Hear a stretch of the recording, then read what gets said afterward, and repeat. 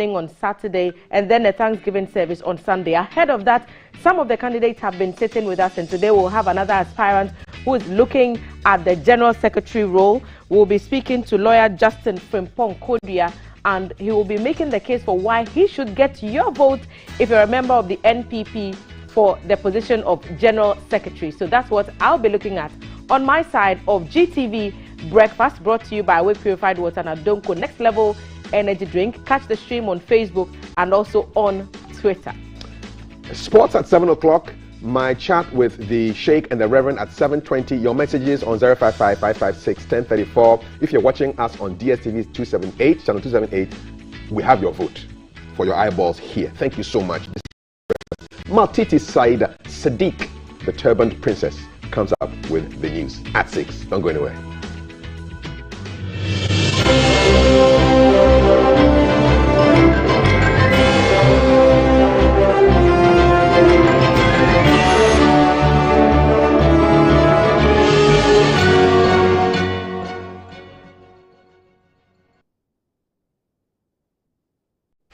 Good morning, we're coming to you live here in Studio 1 at Broadcasting House, GBC Kanda. I am Maltiti Saida Sadiq. This is GTV Breakfast News at 6 a.m. Our stories that are making headlines this morning: IMF concludes visit to Ghana. Also, workers of Ghana Ports and Harbour Authority still bent on their demonstration over the disagreements on container businesses. NDC branch elections, to be looking at that story. We'll take you to the foreign front. Ivory Coast says Mali should free its to Tanzania as well, where there's some strange illness we're hearing making rounds in that country. Let's start off with that IMF visiting Ghana story, where the International Monetary Fund IMF team led by Carlos Stralevich has concluded its visit to Ghana. The International Monetary Fund team held initial discussions on a comprehensive reform package to restore macroeconomic stability and anchor debt sustainability. Staff team was in Accra from the 6th to the 13th of July 2022 to assess Ghana's current economic situation and discuss the broad lines of the government's enhanced domestic program that could be supported by the fund's lending arrangement. The IMF team met with the Vice President, Dr. Baumia, Finance Minister, Mr. Oforiatta, and the Governor of the Bank of Ghana, Dr. Ernest Addison. The team also met with Parliament's Finance Committee, civil society organizations, and development partners, including UNICEF and the World Bank, to engage on social spending. At the conclusion of the mission, Mr. Stralevich said Ghana is facing a challenging economic and social situation amid an increasingly difficult global environment. He added that the fiscal and debt situation has severely worsened following the COVID-19 pandemic. At the same time, investors' concerns have triggered credit rating downgrades, capital outflows, loss of external market access, and rising domestic borrowing cost. He concluded that the IMF staff will continue to monitor the economic and social situation closely and engage the authorities in the coming weeks on the formulation of their enhanced domestic program. Let's go to Tema, where workers at the Ghana Ports and Harbours Authority are bent in continuing their open disagreement with the content of a letter purporting to be an agreement stating that the NPS has ceded 20% of container business to the Ghana Ports and Harbours Authority effective August 1, 2022. After a crunch meeting with the Minister for Transport, board members and management of the Ghana Ports and Harbours Authority, the Director General of the Ghana Ports and Harbours Authority, Mr. Michael Luguje, announced that following the current development, a letter was received from the Meridian Port Services indicating their resolve to cede the 20% as contained in the concession agreement. But the workers say the said letter does not communicate any agreement and will therefore continue to protest. Gapoha workers have been openly protesting for the past 2 days. The aggrieved workers argue that following a petition by the Maritime and Dock Workers Union in 2020, the government, through the Transport Minister, engaged both MPS and GPHA to ensure MPS adheres to the demands of GPHA. The workers, led by their union, say during the engagements, it was agreed all reefed containerized cargo volumes from MPS are sent to the GPHA reefer terminal. Also, GPHA was to implement its intention of leasing harbour mobile cranes for its containerized vessel operations. According to them, it was also agreed that GPHA be allowed to handle 20% of containerized cargo traffic during the 10-year exclusivity period. The reefer terminal has been since reversed to GPHA, but the 20% cargo business has not been handed over to GPHA, although Cabinet has approved its implementation. According to the workers, failure on the part of MPS to implement the agreed terms has provoked protests, which have continued into a second day. In the past 2 days, vessels have not been allowed entry into the port, and vessels are also not exiting. Apart from the revenue losses to the state, Ghana has been reported in the International Shipping Journal as disrupting international maritime trade.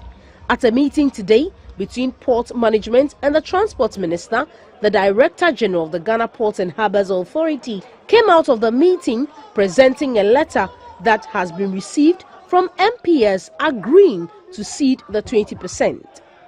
The DG, Mr. Michael Luguji, appealed to the workers to return to work while the modalities are concluded for the 20% to take effect from 1st August. We asked you to allow the trade to continue, but you said you were going to consult with us. We left, but you refused to allow ships to move. We've gone beyond the 24-hour mark, and because of all those ships that did not move, today, Ghana's name is in the shipping press for the wrong reasons. There's a lot of paperwork that has to be done as to how the distribution will be done. And that is why it cannot be immediately. But the most important thing is that we have this letter here granting the 20%. Now, I heard someone asking, you want to see it. Don't forget, listen very carefully. This is an agreement between us and partners. We cannot right now put this letter in public domain for it to be known. But the workers, after seeing the letter, said the content of the letter, an agreement to cede 20% to GPHA. The workers say they are not convinced and will continue with the demonstrations and a series of actions to compel the government to direct MPS to implement the deal. The local union chairman, Mr. Ahin Young, said their demonstration is still on and will continue till a proper agreement is signed. Millions of cedis come from the port as revenue accruing to the state. And with the current stalemate and disruption, there is the possibility of major disruption in global maritime trade. Many want a consensus to be reached soonest to satisfy all parties. Still on a demonstration of the Ghana Ports and Harbour Authority workers, meanwhile, the Maritime and Dock Workers Union say they have picked up credible intelligence that government is planning to use the security agencies to disrupt at Meridian Port Services. MPS refusal to cede 20% of containerized cargo business to the Ghana Ports and Harbours Authority. In a statement from the union, the workers say they are reminding governments that any such security intervention will not be in the interest of the country. It will be an action in support of a foreign company, as MPS, that is fleecing the country at a time that Ghana needs every revenue it can justifiably mobilize. The port workers say they are fully prepared for the intended security intervention and will not back down on their protest today or tomorrow. Let's look at education now, where all senior staff of public universities across the country have been directed by leadership to lay down their tools. The action is to compel government to pay the 20% cost of living allowance COLA as demanded by other labor unions hardship. The group is also unhappy that the accrued interest on Tier 2 pension arrears have not been settled, while expressing dissatisfaction about salary disparities at the universities.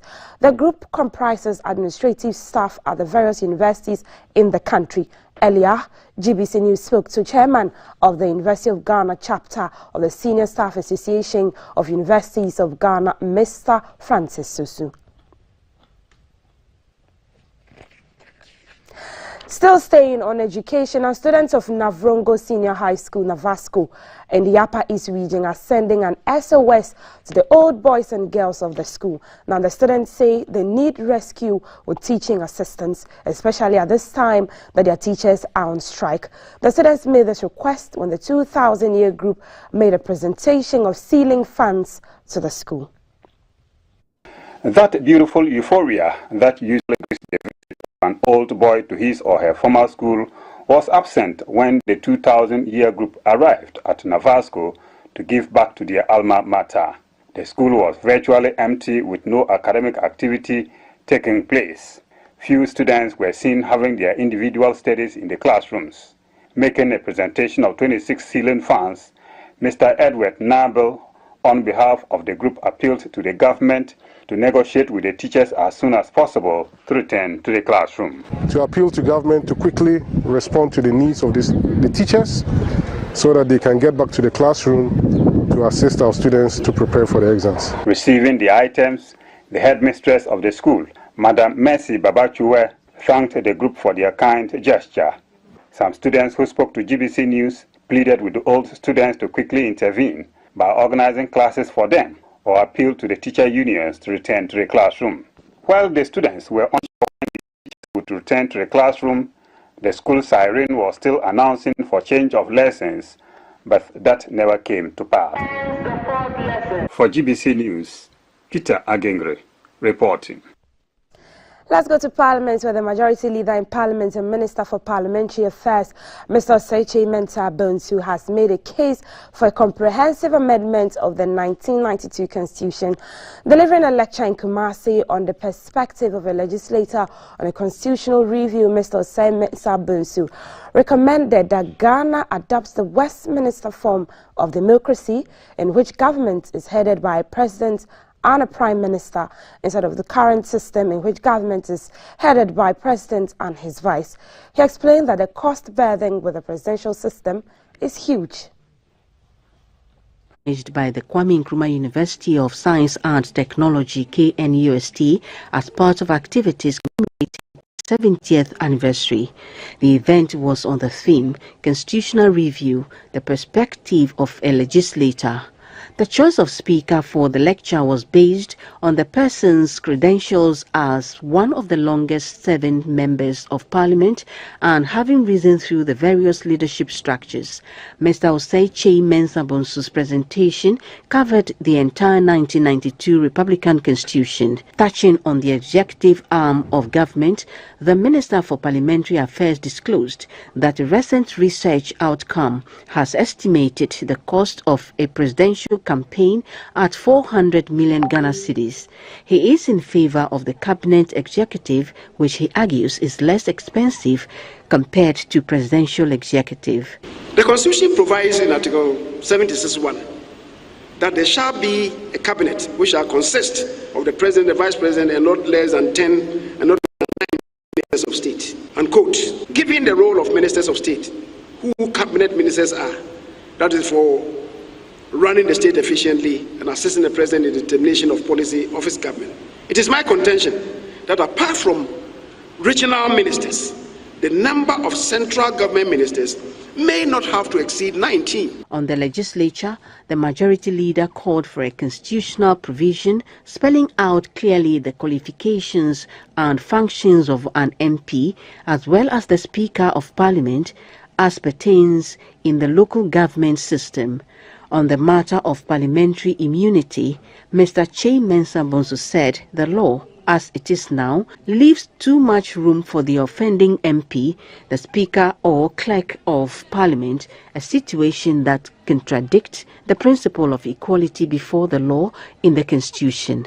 In the face of Article 117, which provides, and I'm says civil or criminal process coming from any court or place out of Parliament shall not be served on or executed in relation to the Speaker or a Member of Parliament or a clerk to Parliament while on his way to, attending at, or returning from proceedings of Parliament. You see the danger? Touching on the functions of the Electoral Commission, the Minister for Parliamentary Affairs called for a law that can check the creation of new constituencies with a focus to making representation in Parliament commensurate with population quota to ensure fairness. He said the report of the constitutional review processes initiated by the late President Evans Atta Mills government should be a guide to an eventual comprehensive amendment of the existing constitution. Let's also stay on matters of Parliament. The Privileges Committee of Parliament has decided to leave the fate of the Member of Parliament for Dome Kwabenya, Madam Adwoa Safo, to the entire House to decide. The decision by the committee follows the MP's failure to appear before the committee to explain her continuous absence from Parliament without permission for more than 15 sitting days. However, in the cases of the MP for Asin Central, Mr. Kennedy Japong, and the MP for Ayawaso Central, Mr. Henry Quarte, the committee resolved by 15-12 majority decision that the excuses were justifiable and so should not lose their seats. Later, the reports of the committee meetings, which were held in camera, will be presented to the plenary for consideration and approval or otherwise. In May this year, the Speaker of Parliament, Mr. Alban Bakben, referred 3 members of Parliament to the Privileges Committee for absenting themselves for more than 18 sittings of the House. Now, the National Democratic Congress, NDC, has announced an online dues payment platform and dates for the party's constituency elections. The General Secretary of the NDC, Mr. Johnson Esiedun Ketia, made the announcement at a news conference in Accra, encouraging old and new members of the party to pay their dues as it forms part of the eligibility criteria for voting. We have segmented the country into 3 zones.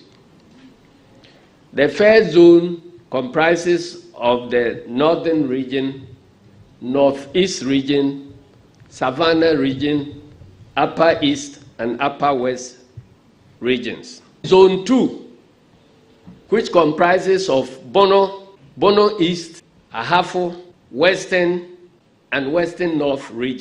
The exhibition of the register, then the elections in Zone 2 will be held between 31st July and 4th August. Zone 3 is made up of Central Region, Volta Region, Uti, and Greater Accra regions. The exhibition of the register will be done between 28th of July to 29th. Nominations will be done between 30th and 31st of July. Voting, 1st August, 2nd August. Appeals, 3rd August. And then the elections itself will be held between 4th August and 9th August. Then we have reserved the 2 regions of Ashanti and Eastern regions for strategic purposes. Now, a team from the Lands Ministry and Lands Commission have toured the land under contention at Mimpenhwa to assess the situation on the grounds. The Commission has advised residents and owners of properties on the said land to visit the Lands Commission and regularize the land if necessary. The Ministry has cautioned that in the coming months, in collaboration with the Regional Security Council, all encroachments and illegal structures at Mimpenhwa, CSIR Fafwaha, Amrahia Dairy Farms and the Sakumo Ramsar sites would be demolished. The Executive Director of the Lands Commission, Mr. James Dotson, said the Commission is also embarking on a scheme to properly demarcate and lay out the place. Part of the Mimpenhwa estate land has been encroached on and sold out to private developers.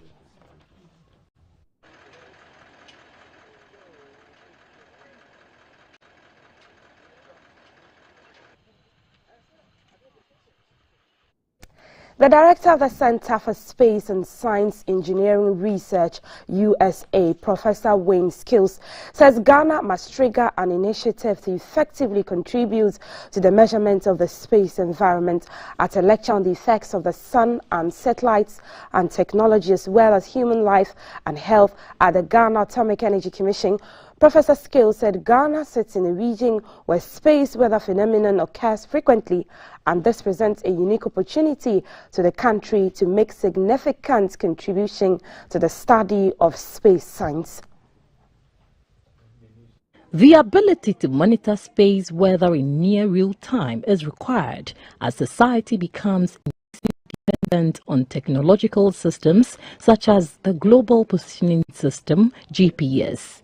Certain critical applications such as railway control, highway traffic management, emergency response, commercial aviation, and marine navigation require high precision positioning. As a consequence, these applications require real-time knowledge of space weather effects.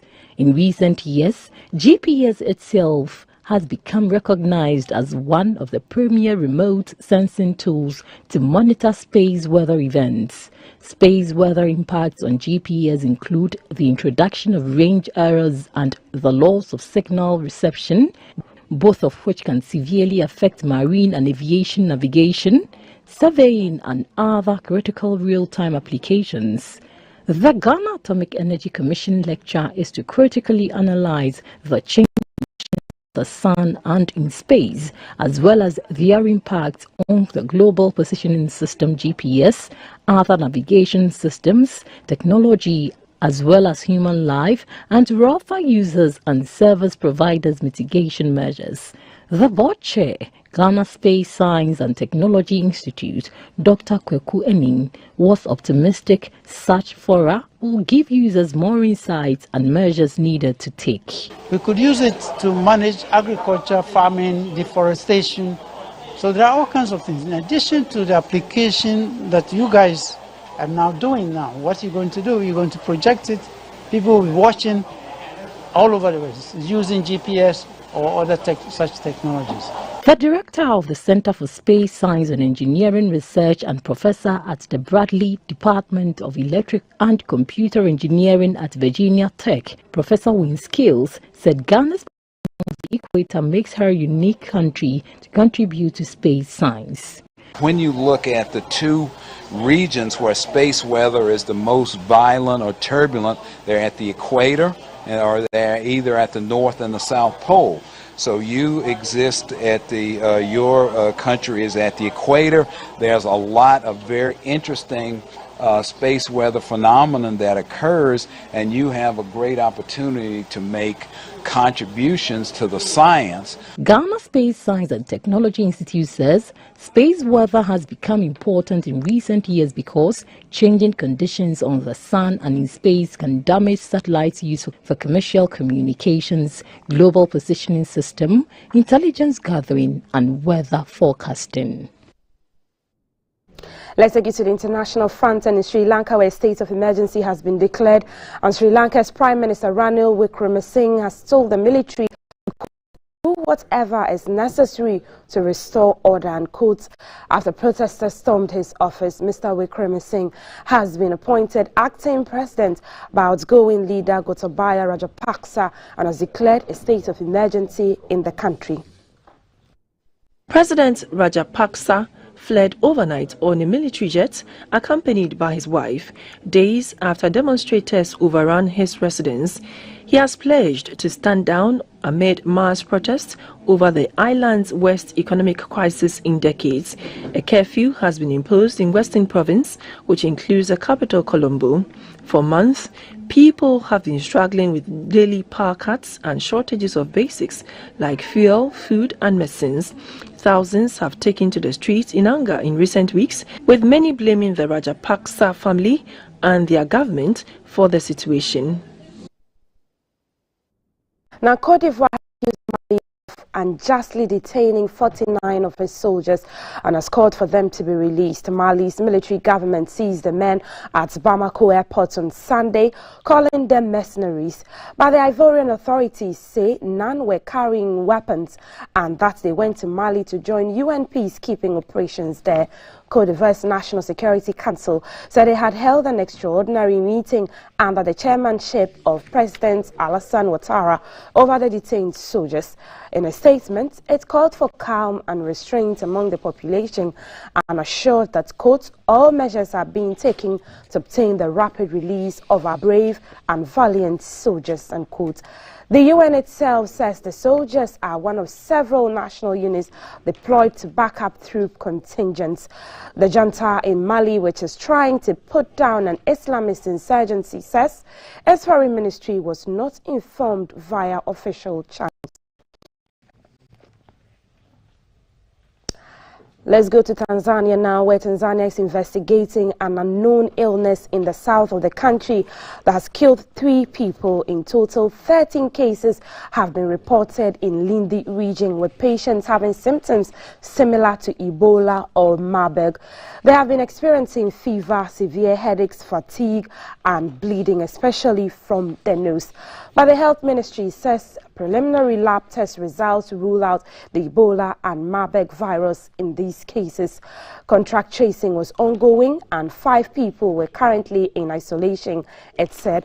Chief Medical Officer Dr. Ifelo Sichalwe has urged Tanzanians to remain calm as investigations continue. He further urged anyone exhibiting similar symptoms to immediately seek medical attention.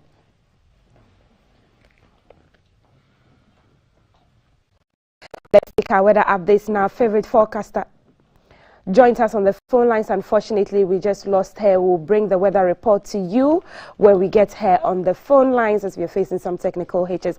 But that's it for GTV Breakfast News at 6 a.m. with me, Multi-Decider Sadek. We're still streaming live on Facebook at the Ghana Broadcasting Corporation, on Twitter at GBC Ghana, and on DSTV, we're on channel 278. There's food in the studio. It's a Thursday. Don't go anywhere. Stick and stay with us.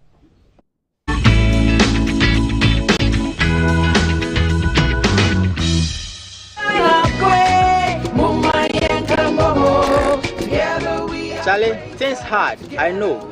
But no matter how difficult things get, we always try to do the important things. Ghana cannot go without our taxes. The revenue there, Charlie, it's very important.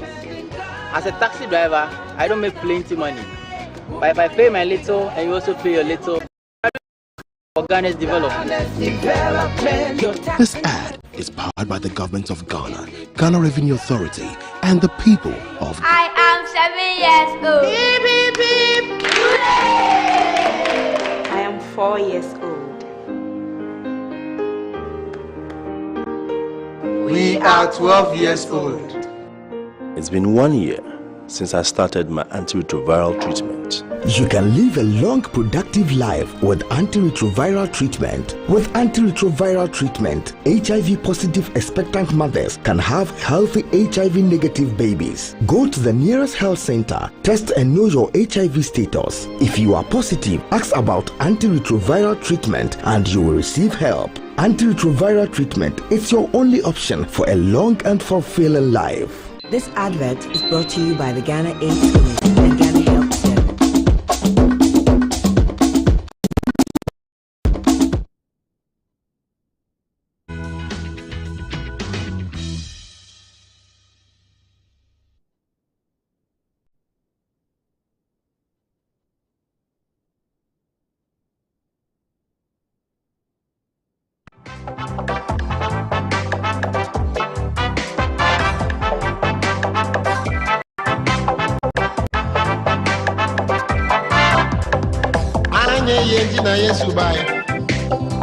I say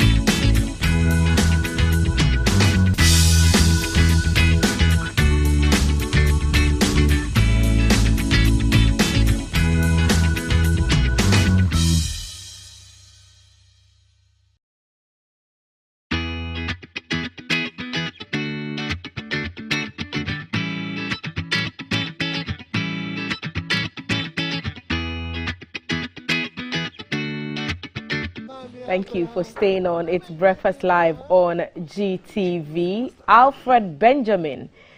The names behind the AB that you may not have known is what A.B. Krenzel is called, and today we honor a fallen hero who has raised Ghana's flag so high when it comes to high life music. And I can see CAF just in the background, and those of you who say we do this because we are old, we are 80s babies, so we know rhythm. So you all 22,000 babies who don't know rhythm, we are teaching you. So A.B. Krenzel, we are honoring a legend, remembering what he left us, which was the beauty of his music. And indeed, Ghana has lost another.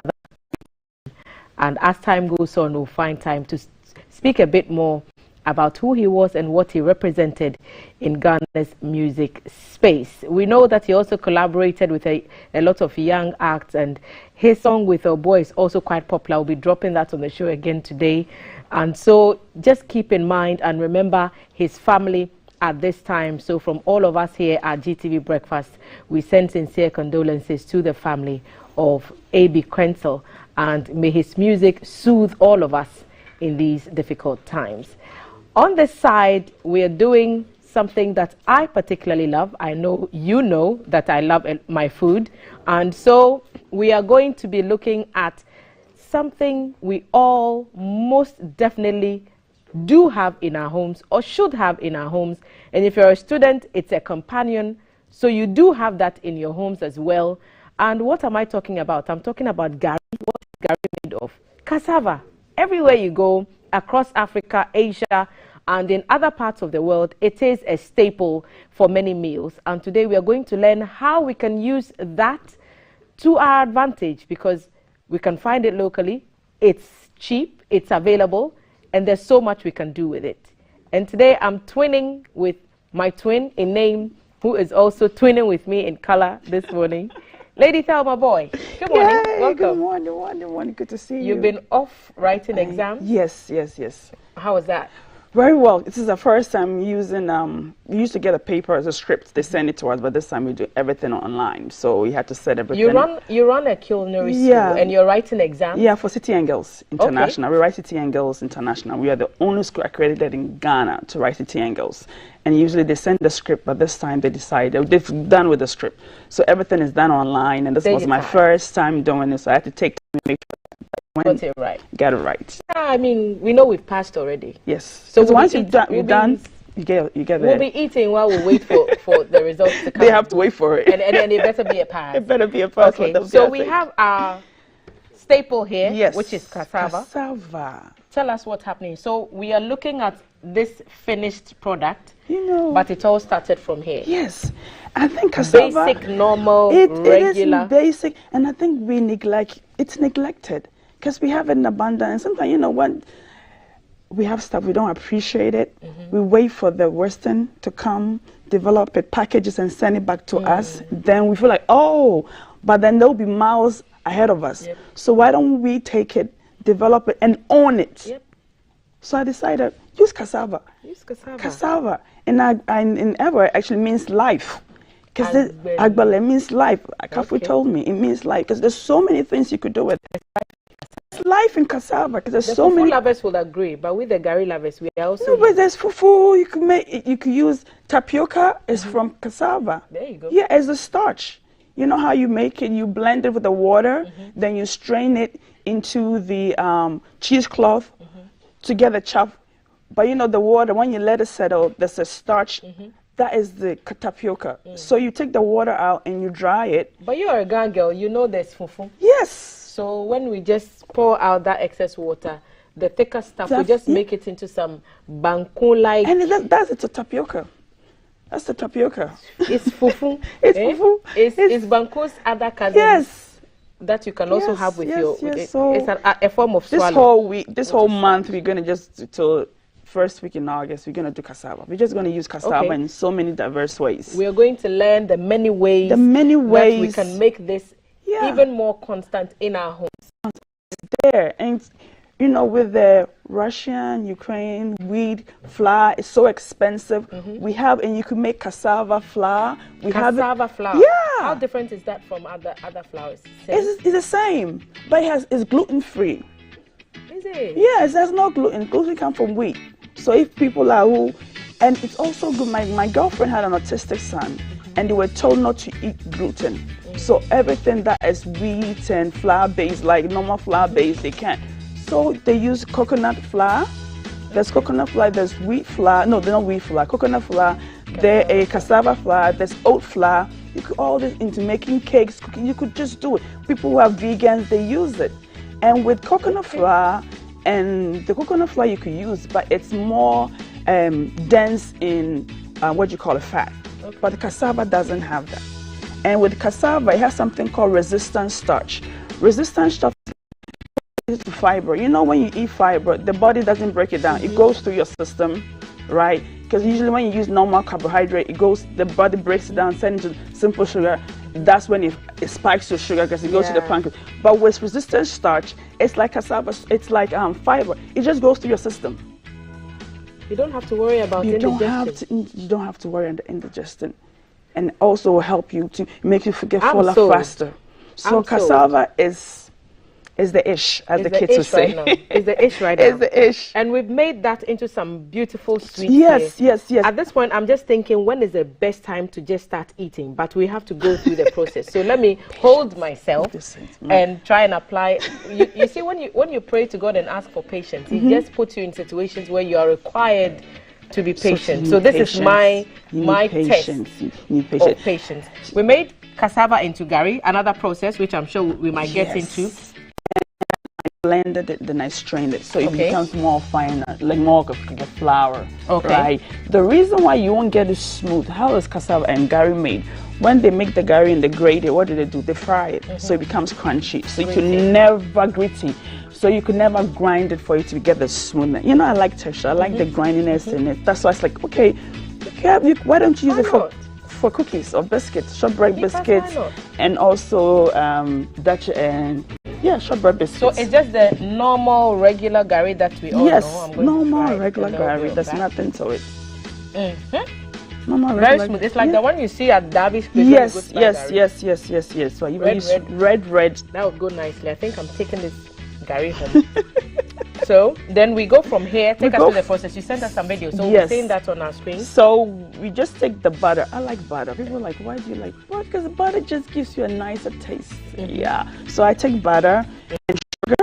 There's butter and sugar. You cream it. On our screen. Yeah, we've seen that. We just cream it to become light and fluffy, right? Then I incorporate just like when you're starting to make a cake. Yeah, it's biscuits. Yeah, it's a batter.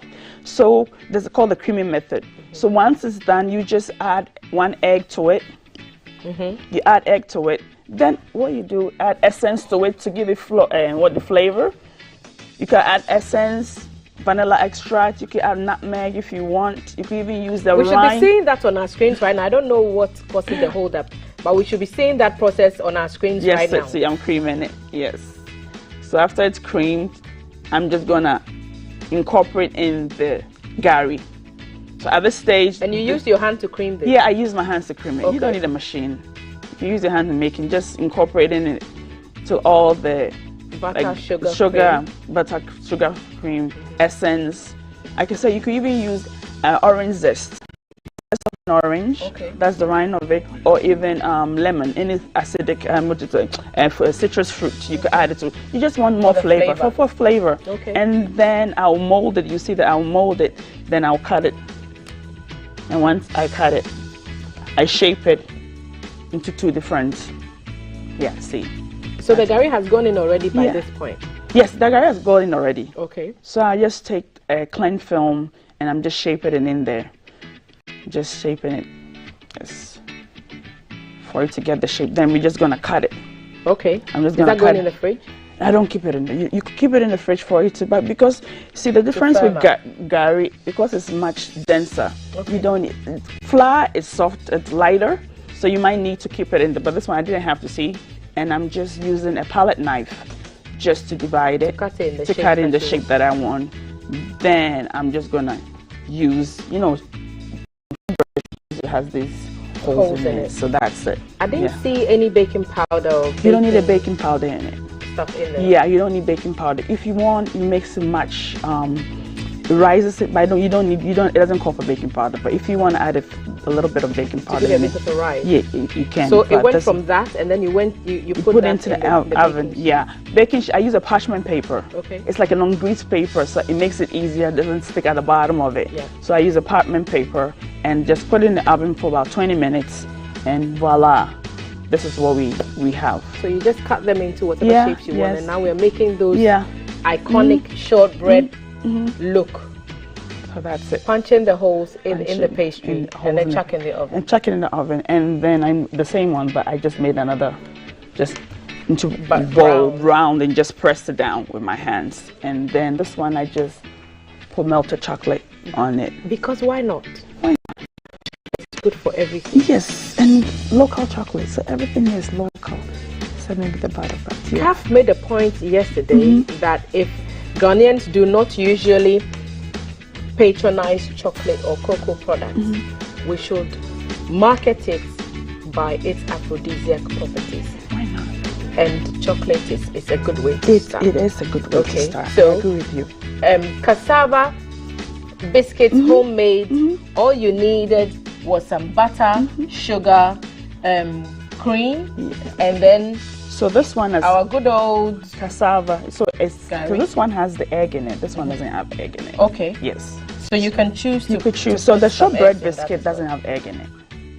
The Danish, this is the Danish biscuit. Okay. Has egg in it. Yeah. So it's obvious that my baking skills are very, very far behind. It's going to come to me. So shortbread, no eggs. Yeah. Danish, eggs. Yes. I'm learning. Is this the point where we can? Yes, go ahead. We can try something. Go ahead. Of course, I'll try the one that has chocolate. Of course. Because chocolate, right? Chocolate makes. And all those who are making gestures at me, just forget all those gestures. Try. I've never had gari in this manner before, so here goes. There's no difference. No, it's just a bit grainy. Just crunchy. Cap, do you want to be like me and sneak up and have a bite? Because this, no difference. No. It's just very. It's in the bite, isn't it? And in the chew. Then you feel all the grains moving around in your mouth. Because Toma likes texture and it's nice and it's, why not? Use it. Gary's at home, we buy it, just brine it, sieve it, use it for cookies. And you could be Saturday, have it, they can mold it. It's time to spend quality time with the kids because we're so busy and we don't have time. So why don't you just create some of these recipes and make it a family affair and all the kids get involved and they could use this to learn different shapes and all that. So there's a lot of fun to me. I have 2 girls, so then I try to spend as much time. I'm busy, so whatever time I get, I try to spend with them. And all these things also, it's a bonding. And if you have boys, encourage them to cook as well. One of my goddaughters. Oh, we had a son I need to meet he's like my hero. I want to meet him. He's like a chef, so yeah. He's a chef. He's a chef in the day family. Yes. My goddaughter also wants to be a chef. She turned 10 yesterday. Oh, wow. I would love to do this with her. Because they are rock star chefs these days, man. They just know what. Yeah. So, Kaf will by all means ask you about Aigbe biscuits. And trust me, you brought some to work yesterday, and we were munching on that. That is made from the tapioca. Is it? Yes. The cassava. It's cassava. To the whole world. Yeah, we don't call it Aigbe. We call it starchy pono. Yes, starch. Starchy pono la cho. It's Aigbe biscuit. Starchy pono. You see starch and we add it to it. Starchy pono. Pono is biscuit. Starchy pono. And then pono. Yeah, you are gone. So you can spell you can do the KP sound very well. Yeah. Are you going to serve me some of this? You're just going to tell me Aigbe biscuit. What's going on? Oh my head. With chocolate or without chocolate? The word for we want the word for cassava in your language. In Ghana is what? Duade. In Chi? Banchi. In Ewe, it's Agbeli. Agbeli literally means there is life. And there is life in it. There is life. There is life in cassava. Big time. Agbeli. So Agbeli kaklo. So, there is life in kaklo. I'm just translating. Try that. So what is kaklo? What in is a long CAF? time. So maybe I go read messages. Okay, messages will come. So so this is cassava. Cassava, Butter. butter. So let's see if I heard you correctly. So you take your butter and sugar, then you cream it. That basically means the stirring. Your son would know, but I don't know the extent of your kitchen experience. My experience is eating the food. Yes. So you just cream that, and then you put some milk in it. So cream, milk. And then you stir. So it's just the cream. Is that the cream it. And just fold in there. And add your gari. You see those Danish biscuits we've been eating at Christmas. We can replace those Danish biscuits with gari Danish biscuits. So should I? Somebody says anytime I eat the biscuits or food, I close my eyes. There's a reason. So they open your eyes? No, you have to close your senses. You know, we have our 5 senses. So when you close your eyes, everything is heightened, and you get to appreciate it. You know, get to know the different textures. You know, because every flavor is in the tongue. Like a prayer. So you eat with your nose. You eat with your nose. Yes, you taste with your nose. Yes, so he's tasting with his nose. Let me taste the crunch in your mouth. So this is how the people on MasterChef describe the food. So the biscuit crumbles deliciously in your mouth. And your palate is overwhelmed by the flavors. Orgasmic flavors. You're done. Blissful delight. As the cassava melts into your system with the force of a speeding bullet. Ooh. A speeding bullet. This is heaven. God. Come. Do you want to do messages? This is what St. Peter and all the angels eat every morning in heaven. Really? It's really good. Okay. It's really good. See, I'll try some without the chocolate, and then Cap will figure out Bremer what Designs. people are saying. Good morning, people. I'm sure I'm going to make these yummy breakfast. It's so good. Tell me the reason, King Cav. I'm eager to know. Well, you see, the food tastes better when you close your eyes. All food tastes better when you close your eyes. All food. Good morning, Eben. Thank you very much. All right, and we're not talking about President Nana Adona. Let him. He's still sleeping. Maybe we should send him some. Let's talk about we send him some Gary biscuits. Anymore, we just want biscuits. Biscuits. Charlie, people are wild. They don't think about biscuits now. Okay, how do we prepare cassava biscuits? What are the nutritional values? So Aaron wants to know what is the nutritional value of cassava. What kind of stuff do we get in cassava? Vitamin C. Vitamin C. Yes. Okay. Isn't that oranges? Yeah. It's here as well. It's also awesome. And I said that one is because of the starch resistance, so it's really good. Listen to this one. Good morning, the breakfast team. Really? Cassava biscuits? The government must be serious with its policies on increasing youth employment. We must use agriculture to curb this. Now we're using cassava to make biscuits. Yeah. But this thing tastes just like the Danish biscuit. It does. It's just they use I'm giving you an idea. It's exactly the same. We can go into business and do some of this. Christmas is coming. You know, I went to a shop and just put in a nice. There was tin this like lady. She's done Danish cookies. Chocolate with gari. And I bought it. It was really nice. Oh, did you see the gari mix, Cap? You brought some the last time. Yeah. So someone has put gari, sugar, milk powder, and granules together in one container and is selling them. So yeah, it's called Lex V. The company is called Lex V. And just add water. You do gari and all kinds of things. Breakfast food. And if you're like me, ice cubes. You have to just, it's the packaging. Kwabena says, thank you for promoting our local food. Eugene says, good to know more about cassava. Lessons for all. Yes. I wish I was in the studio. So people are warming up to this cassava thing. Do another one next week. We are going another one. More cassava meals. Yes. Cassava is a universal. I like that. Good morning. That's a good one. Banchi kaklo in my language. Yes. Agbeli kaklo. But what you people are doing is not fair.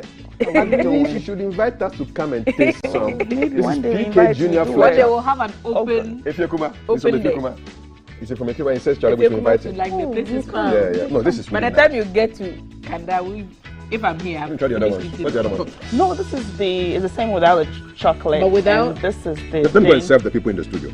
Okay, go ahead. Go ahead. Let me go and serve them. You can keep that one there for sure. Because you are giving me killer looks. So let me try that one. Okay, so I'm going to serve. Because I'm sure that once that goes, it's not coming back. Because they told me that if I don't serve them, they'll shut the camera on me. Camera is going to shut down very soon. We can't have that. We can't have that. So, Lady Thelma, these are some of the things people really are interested in learning about. People know that Gary. Alarm is just going off behind the scenes there. Everyone is trying to take a bite of this delicious snack. We're trying to promote our own local things so that we can eat local, the things that we grow here. Yeah. Cassava is one of the dishes. We've had Gary Photo on the show before. Yes. Today we are having biscuits. The Gary Photo is the Gary with stew. Jollof. Yes, Gary jollof. Yes. And there's so much more we can do with this. So much more. So take us through the local. We have it here. There's a war. There's so many scarcity in this country. Why don't we now, the government, to help us promote these things in the schools? You know, why not? It's there. Because the perception also is that when you go to these cooking schools, there's a lot of focus on all these continental dishes without a corresponding equal attention being paid to the local dishes. So are we going to see more of these being included?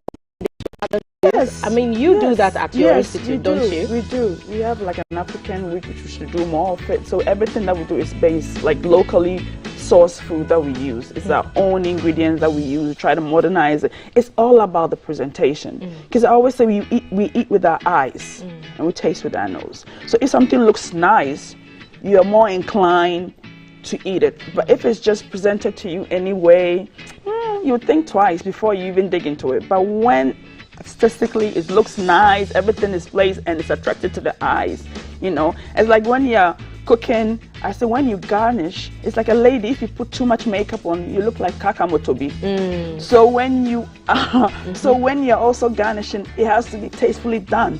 You have to do it now. It has to call people to the food. It shouldn't propel people away from the food. It should actually call. It should be calling. It should be calling like a buy. Like how food. Lady, go here. It might not necessarily taste good, but because it looks attractive to the eye.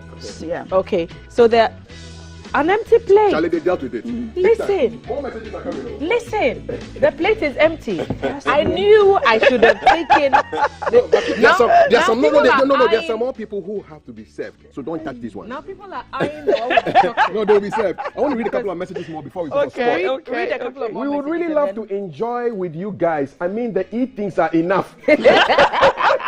Quinty and King Cap should try and tell the production team to invite us for tasting. Why? Tasting keke. Cassava is used to do monkey tail in Ghana. What is monkey tail? Adunle. Adunle.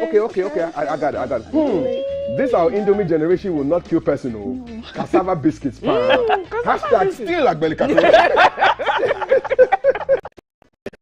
Oh, it's okay. I think the first thing to do is to add the recipe and process to the cooking curriculum of home economics.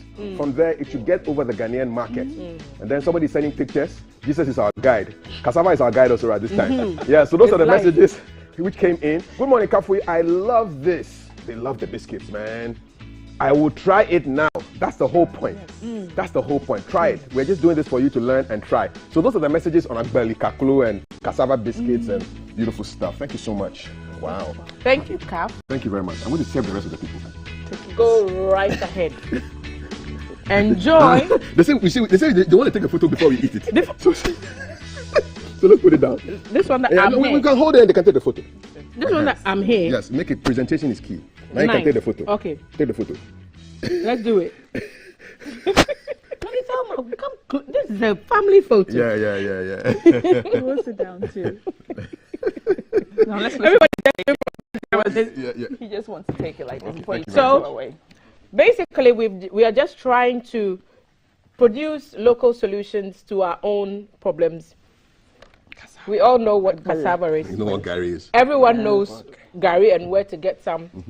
You just need that sugar and cream and just put your Gary in there.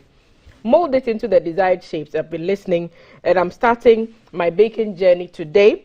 We hope that you've also learned something new. You can find Lady Thelma. She runs a culinary institute. Tell us about that. Yes, it's 51 years. We're still going. I'm on IG, College of Culinary Arts, on Facebook, College of Culinary Arts. So get in touch with me there. And learn all these amazing recipes and more. And you can also improve on your cooking skills just by Lady Thelma's help. And we hope that you've learned this cassava miracle with us. That is That is so unfair. But this has been the segment Homemade Cassava Biscuits. We hope that you've loved it. The link will be on our social media handles. The ingredients will be there as well. The recipe will also be posted there. So go on there, follow, share the content with other people so that they can also join this train. We'll be going over to Multity Cider. Said the calf wants to steal my biscuits, so I'm just going to hide it. And she'll be bringing us the sports in 2 seconds. Titi, take it away.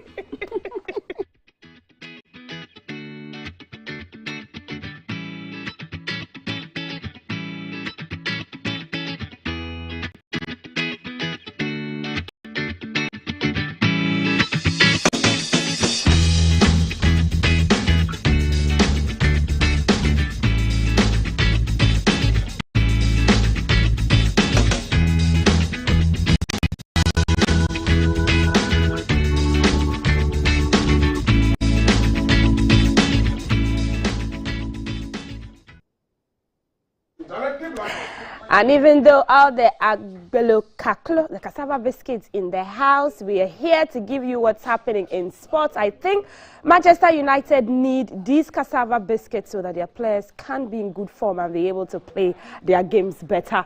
I am Multity Cider Sadiq. We're streaming live on Facebook at the Ghana Broadcasting Corporation. On DSTV, you can find us on channel 278. We're talking sports, whatever is happening on the sporting arena, and the stories that are making headlines this morning. Thomas Partey has been named in Arsenal's pre-season trip to the United States. Also, Augustine Okra has completed a move to Tanzanian side Simba SC. Ash Gold appealed against the match fixing, and the appeal has been thrown out, so they'll be playing in the Division 2 in next season. I will also bring you stories around the Women's World Cup and the fact that Morocco and Zambia have secured place in the qualification stages. We'll bring you some transfer news as usual, and then we'll do some tennis. Let's start off with issues surrounding Thomas Partey, a Ghanaian promising midfielder. Now, Ghana midfielder Thomas Partey has been named in Arsenal's 33-man squad for a pre-season tour of the United States. The 29-year-old, who missed out on their trip to Germany last week for their pre-season friendly against Nuremberg for unknown reasons, is set to make a return for Arsenal's 3 pre-season games against Everton, Orlando City and Chelsea, that's in the US. Now, Partey has not featured competitively for Arsenal since he sustained an injury in their 3-0 defeat to Crystal Palace in April. He has played 48 Premier League games in 2 seasons, scoring 2 goals. Good to see Partey back in good form. Now, Tanzanian giant Simba SC have officially announced the signing of Ghanaian attacker Augustine Okra from Bechem United for an undisclosed amount. Simba reached an agreement with the Ghanaian club for the services of the experienced winger ahead of the 2022-2023 seasons about a month ago. Now, Okra has signed a 2-year contract with the Lions of Msimbazi after passing his medical examination and all personal terms agreed. The 28-year-old returned to Bechem at the beginning of the 2021-2022 campaign after parting ways with Asante Kotoko SC, scoring 14 goals in 32 matches. Okra has been speaking on his arrival in Tanzania. Costa. Yeah. Costa. Dar es Salaam. Oh, okay. So, State House, so many offices are there. Oh, okay. Finally, today, you have joined the Simba. Yeah. What do you feel to be part of Simba family? I think it's a dream come true. Yeah. And I'm very happy and delightful to be joining the best club in Tanzania. And I always wish, and like yesterday I talked to my family, they also wished Simba very good season, and they also wish me good season. All my friends, they said I should tell Simba fans they wish them good season. It wasn't easy for me because I look forward before taking decision. Yeah. So I sat down with my management, yeah, and I think the choice I made, they understand my choice, so I have to follow my choice. As a I have to be ready. Yeah. So anytime I go to the pitch, I give my best. So I'm not going to look at the language and look at the facilities. I'm here to work. So I'm here to work hard. We wish our guest Ngokra the best of luck, and we hope to see his glory days. On matters of those match-fixing allegations, reports say Ashanti Gold have lost their match-fixing appeal and will play in the Division 2 League next season. Now, the former Ghana Premier League champions were found guilty of match-fixing and were relegated to the second-tier league. The Ghana Football Association GFA disciplinary committee announced in May that Ash Gold played a pre-arranged match against Inter Allies on the final match day of the 2020-2021 season. Now, the game ended 7-0 with Inter Allies defender Hashmin Musa admitting to scoring 2 own goals to foil a match-fixing plot. Ash Gold filed an appeal to verdict, according to reports. The GFA's appeals committee has dismissed Ash Gold's appeal and upheld the disciplinary committee's decision. Unfortunate for Ash Gold, you would say. Let's move to the Women's World Cup qualification, where Morocco have qualified for the Women's World Cup for the first time in their history after beating Botswana 2-1 in the quarterfinals of the Women's Africa Cup of Nations ongoing in Morocco. The tournament hosts scored the opener through Sanam Sodi 3 minutes after the start of the match. Now, quickly after, Botswana scored the equalizer, but Morocco doubled their lead and maintained it till the final whistle to secure their place to the semi-final and the World Cup after doubling their lead. Here are the highlights of that game. Looking to set a 3-player wall. The star attacker was in the centre there, but one has moved off. Tagnaoud, who's to flick it in? It's a flick on!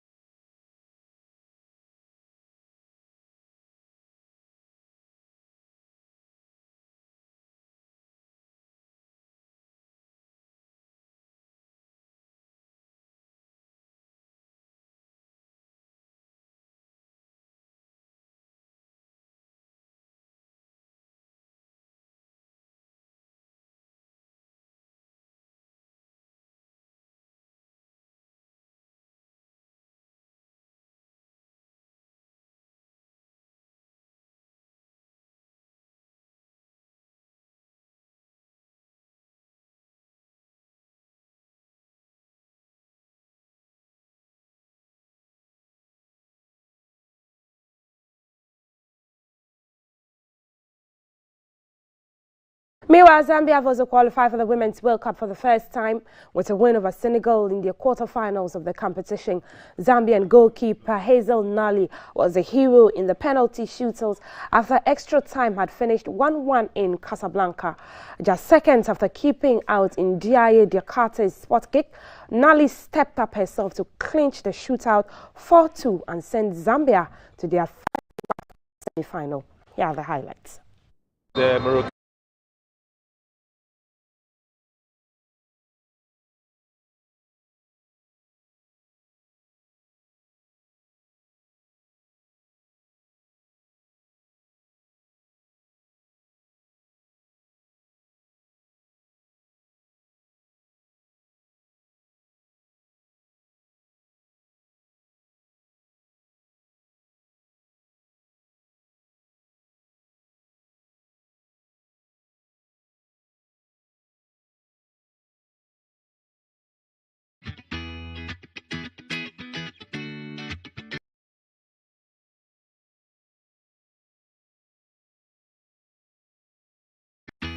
Coming live from the capital, this is the Breakfast Show.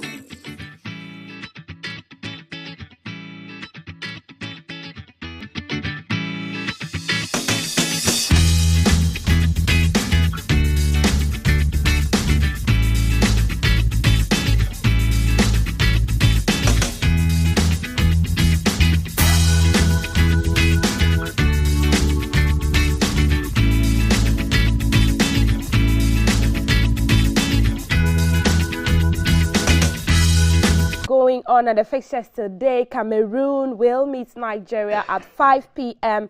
South Africa will also play Tunisia at 8 p.m. And these matches will be live on GTV Sports Plus. You can trust that the feed will be clear and crisp, and so you can watch these games there.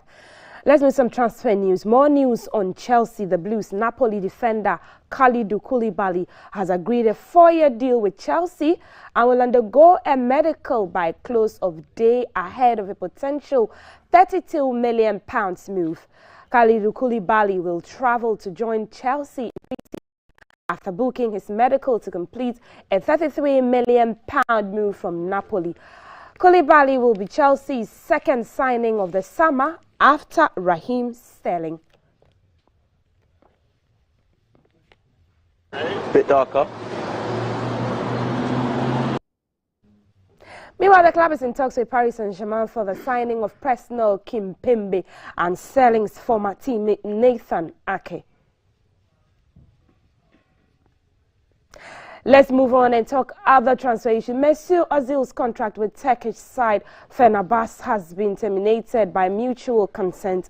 The 33-year-old joined Fenerbahce on free transfer in January 2021 and was contracted to the Turkish Super League side until 2024. However, the German has not played for his boyhood club since he was excluded from the squad in March. The former Arsenal midfielder is now expected to join Istanbul Basaksehir.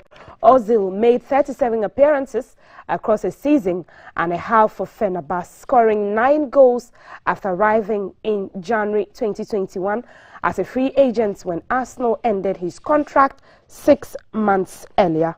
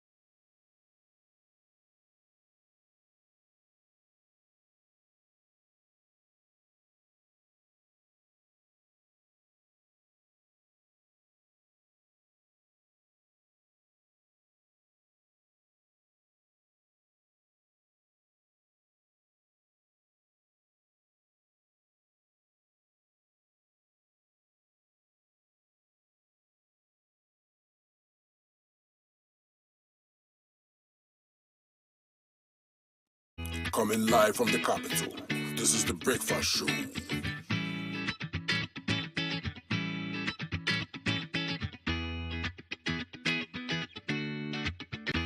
Coming live from the capital, this is the Breakfast Show.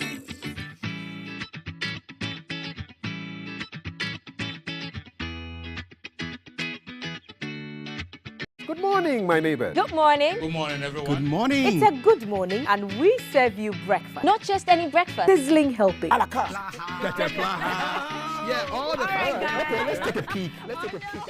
I brought my spine. There are certain things that we do to help the children with their brushing. And there's much more on offer on GTV Breakfast. You want it served buffet style? On-site restaurant. Complimentary breakfast? Off of your plate chicken vegetables. So in my lifetime, I haven't seen Ghana Black Stars win an African Cup. Can I show what is written on the back? Yes, definitely. Where's the camera? Just stand and turn. So what's your pleasure than Votras, yeah? At that time of the morning.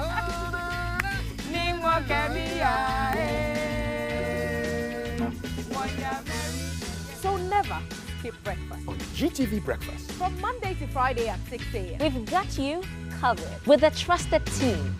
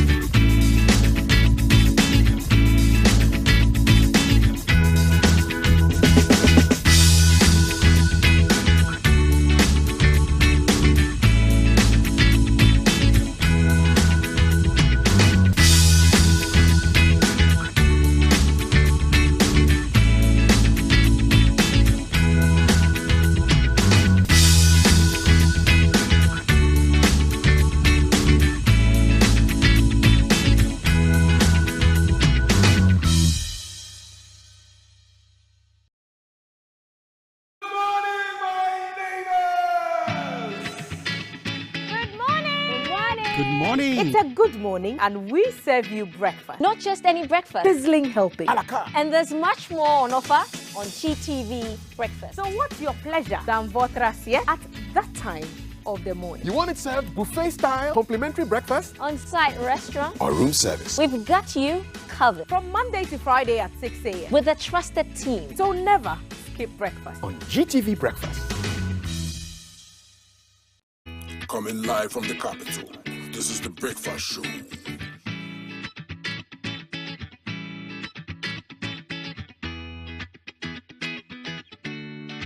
Good morning, my neighbor. Good morning. Good morning, everyone. Good morning. It's a good morning, and we serve you breakfast. Not just any breakfast. Sizzling helping. Yeah, all the time. Okay, let's take a peek. I brought my spine. There are certain things that we do to help the children with their brushing. And there's much more on offer on GTV Breakfast. You want it served buffet style, On-site restaurant, complimentary breakfast? Off of your plate chicken vegetables. So in my lifetime, I haven't seen Ghana Black Stars win an African Cup. Can I show what is written on the box? Yes, definitely. Where's the Just camera? stand and tell. So what's your pleasure than Votrasia at that time of the morning?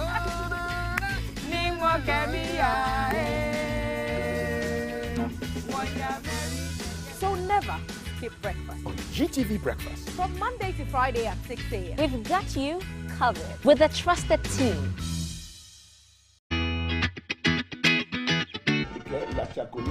I was sweating because of you. I've been sweating because of you. Sympathize with me a little. Just a little bit. This one is my love song to all the ladies out there.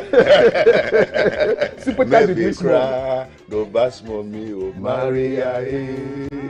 And today is the anniversary of the Pokwase Manye. She sent a very interesting message for you and the Sheikh. You know, she's originally the Gans tuba. So she's called Hawa. Okay. And now she's become the queen of Pokwase. So for her, this program She doesn't joke with it. the Christian and the Muslim. She's happy. A lot of things. And she's huge. Today's her birthday. Today is her second anniversary. Oh, so, okay. What's her name? Let me get the thing. Long one. Long message. We are watching GTV Breakfast. Second anniversary. Say Her Royal Highness Na Klokai Denswa the Fourth. Queen of Pokwase Kingdom. And for her, Pokwase is a whole kingdom. She doesn't play with it at all. But the excitement here is that the Sheikh and the Rev come to sit down. And that's the best thing that happens. In fact, there's no program on GTV apart from a program. And for her, we'll play Maria again. Yes, but now you see all of them seated down. But she's not my very good books, but I don't see her much. This one will help. So Maria will come again just for her, small one. Yeah. You're watching GTV Breakfast. Here it comes again.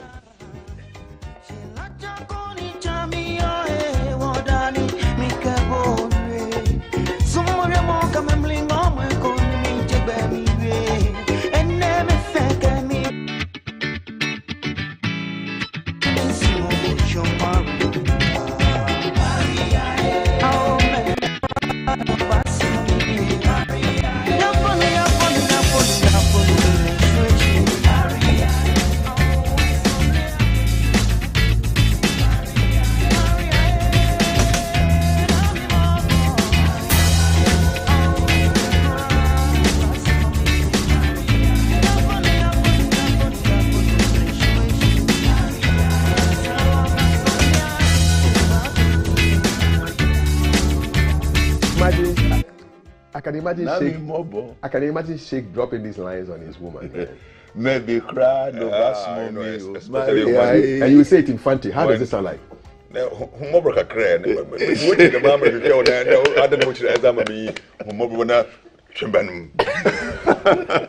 are Sheikh vibes, man. Don't mess around. And it sounds so nice. The Fanti is really a romantic language, you know? Yeah, you know, Fanti, do you know how to do you tell us? No, the language is so is Ghana. Yes. Yeah. No, so languages are rich. It's beautiful. Because they are the making of God. Okay.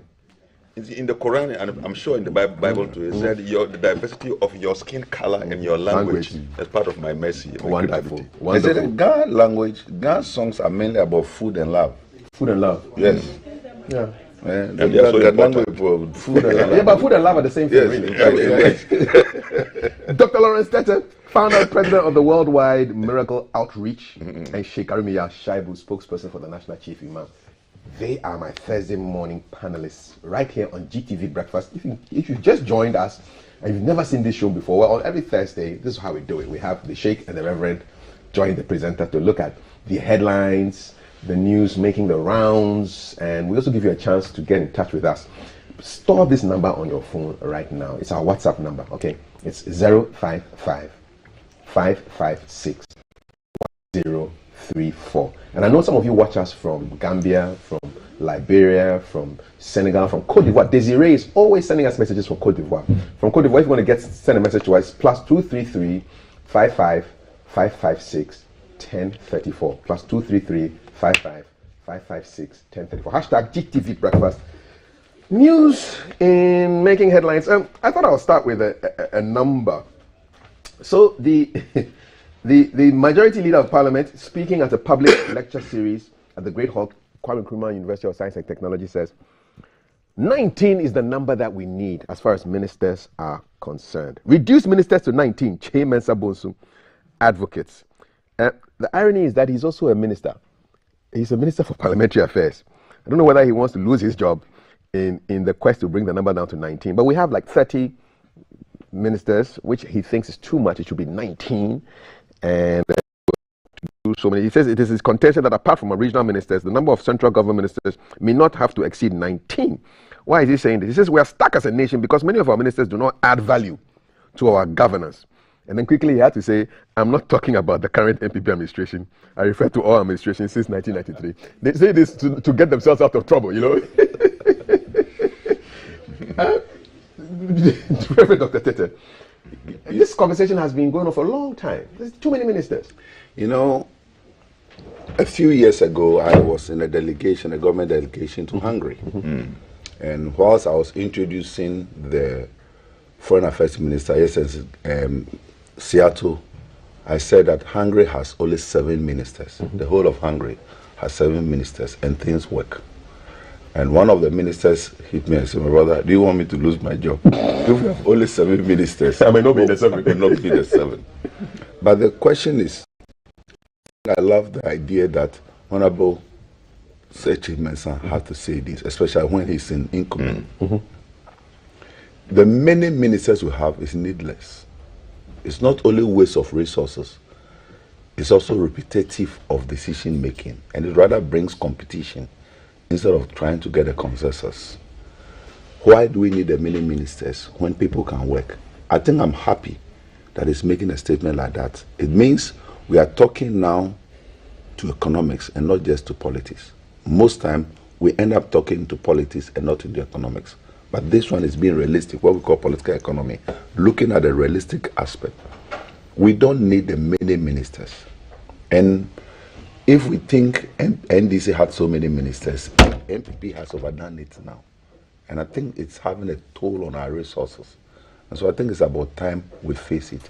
I congratulate him for being bold and speaking most when he himself is a minister. Because he's doubling as the majority leader. He's tripling even. In fact, he's an MP for Swami. Yes. And he's also a minister. So even just one should have been okay. And so I'm happy that we're all waking up to the reality that what we are going through today is just because we've lost sight of so many things. And sometimes, if you don't take time, job to the boys or job for the boys end up hurting our economy very hard. And so I congratulate him for being this bold and also coming out. And I think we should all come together like that as a nation to speak to situations that are not good, even if we are in it. Now he has paved the way, and of course, nobody could have said it better than him. If Haruna Idrisu has said it, it would have sounded very political, as if he's sitting on incumbent government. But if he, Chambers or Sir Chambers, have said it, I think it makes a lot of sense. Wouldn't it be ironic that the president announces that he's no longer the Minister for Parliamentary Affairs? I think it's even worse. The situation is that I have an issue with this issue of winner takes all in Ghana.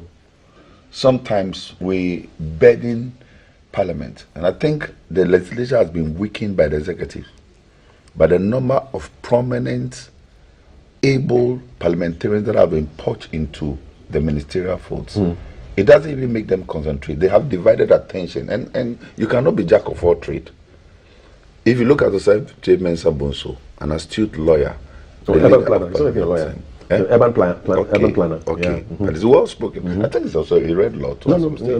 He's a planner. Okay, now well spoken, has led Parliament in a long time. He's been one of the longest times. Besides our current Speaker of Parliament now, he's one of the longest there in Parliament. He's seen all this, and I think so. He doesn't have to be minister. He doesn't really have to be. So being the MP for Swami is enough to represent his community. Why don't the nominees also say, Mr. President, thank you for the nomination, but you know what? I'm okay where I am.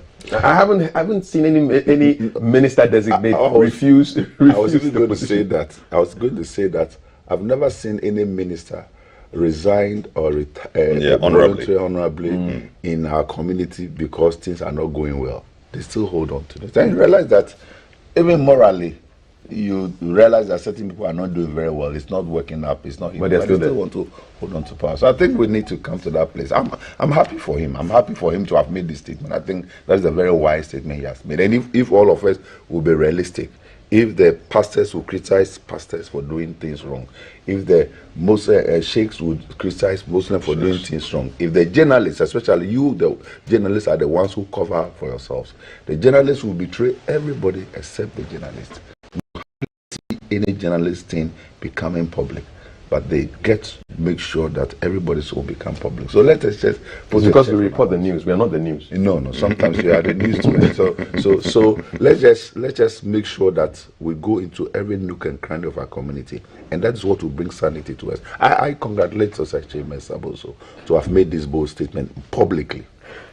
I was just looking at the leadership of the Agric Ministry, and this is just one of the ministries in Ghana. So you have a substantive minister, then you have 3 deputy ministers, one in charge of horticulture, another in charge of annual crops, another in charge of perennial crops.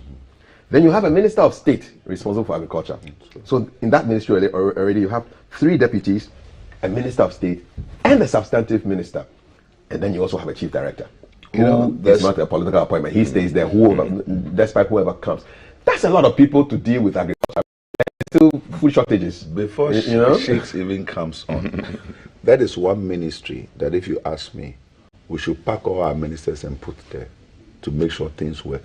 Ghana is an agri community, but the vast lands we have that are being used, I wished all these ministers were working. We should not be importing food. We should not be importing crops. We should not be importing chicken. We should not be importing fish. We Ghanaians should not be importing meat. And so actually, we should put something. But there are a lot of young men and women that must be encouraged in the agri sector. Right, and so maybe that was what a good intention, but certainly not at ministerial level. That brings waste. Sheikh, numbers of ministers in the government. Yeah, I mean, I join, associate with what Reverend has said. We must commend his boldness and the courage to self-criticize. But I also add he should go further to even apologize.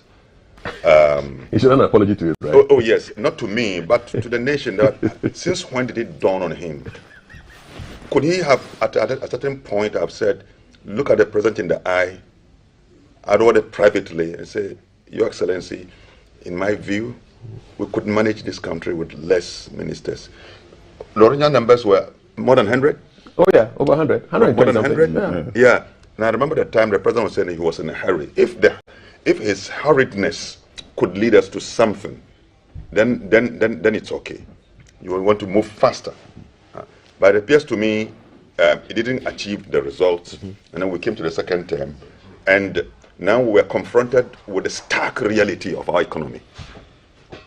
The stark reality, which both, apart from him, I have had another MPP activist. Oh, yeah, he's been a minister before, but I can't remember his name. He was also very truthful to himself.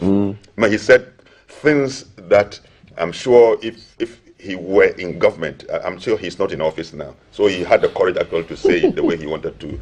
But the good thing about it, this somebody who is in government now, in active service, and he had the boldness to say this. What he is saying to us now by implication is that He's been so wasteful.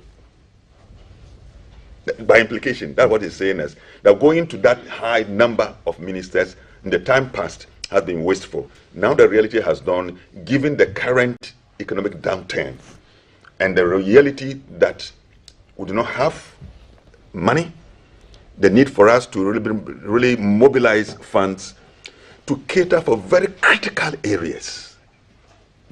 I'm using very, very critical areas. I feel sad. I say, if you ask me, Sheikh, do you support the free exchange? I say 100%. And I'm so obdurate about it.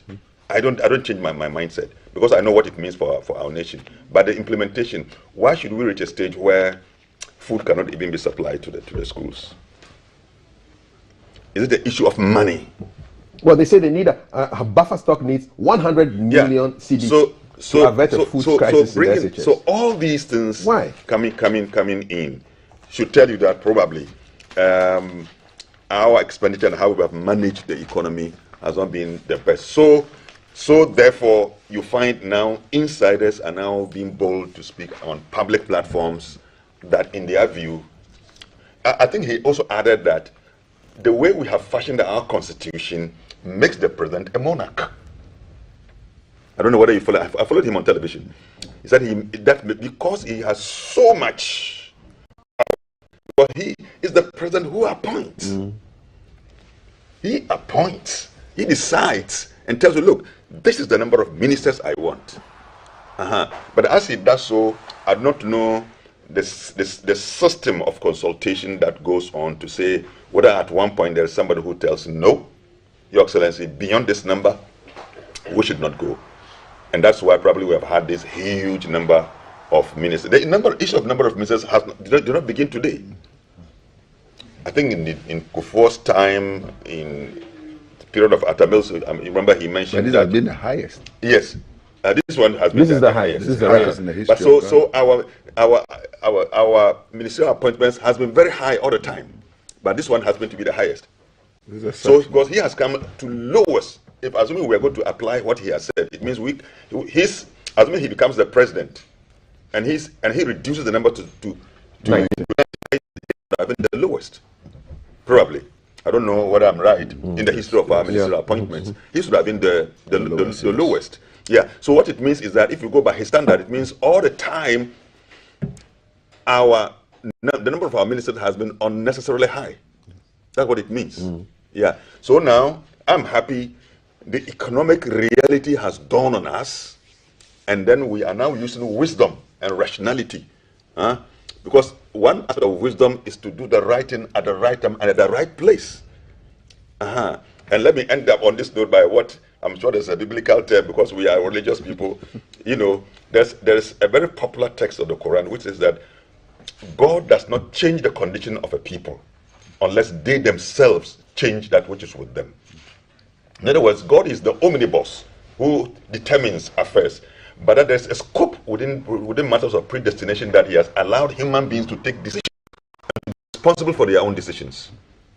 That is where the human rationality and other things and planning very well so that we don't shift everything, the blame to God, because he is the determiner of everything. So we must understand this. As God is the one who has given us all these things in his blessings. But that you can run into poverty if you mismanage. Are we not already into poverty? IMF have come and gone. We've done it before, where our whole president declared Ghana HIPIC, highly indebted, poor country. Highly indebted, poor country. That is when President for Excellency came to the reality that is the economic reality of our country at the time. But there were many people in the country who were angry with him. It's very demeaning. Very demeaning that a whole president declares our country. But in his wisdom, he dealt with the reality of our time. He said, look, that is our economic reality. Let's go there. We went there, things improved a little bit. So we went high, and then we tumbled again. So this is a whole situation where another minister now looks at it clearly. Look at the chunk of money that goes into the payment, not just the payment of their salary, But other things that they need to be able to run their office, their cars, their that, fuel that they use. All these things constitute a huge amount of money which could go into the rehabilitation of the school that we saw about 2 weeks ago when children were lying on their tummies and writing a chalk. Not even just that, Sheikh. The amount of people who are working, the resources that should have gone to the school children for the food is gone into people's hands. So you'll be surprised there are too many people working. And so the money that should be channeled, that's why we, as a nation, as a people, we should prioritize. So priorities are important. We should prioritize. We're going to talk about food and education right now. But since today is Throwback Thursday, we're going to throw back to 6th March 1957. Yes. The first independent cabinet and the Prime Minister with his ministers. And the picture is going to come up pretty soon. So you're going to see, throwing back, this is the Ghana Weekly Review of 6 March 1957. And ministers of the government of Ghana pictured. So you see Dr. Kwame Nkrumah, the Prime Minister. You see Mr. J.B. Ezwa, Mr. Yeboah Afari, father of Ajo Yeboah Afari, Mr. Krobo Edusei, yes, Mr. R. Abavana, the junction has been named after him. Then you've also got Dr. Bema also there, who was the Minister of Finance, Mr. Kojo Bochio, who was the Minister of Trade and Labor, Mr. Casely Hayford, Minister of Communication, and these are just, so if you count the ministers there, we had the Prime Minister and 12 ministers. There they are, you know. And somebody will say, oh, but the population was smaller.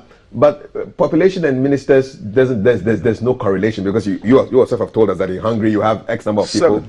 7 ministers. So the whole of Hungary. So it's possible to run a country with just 12 ministers. To do the efficiency there are some ministries that's, in fact, there's the Human Capacity Ministry of Hungary.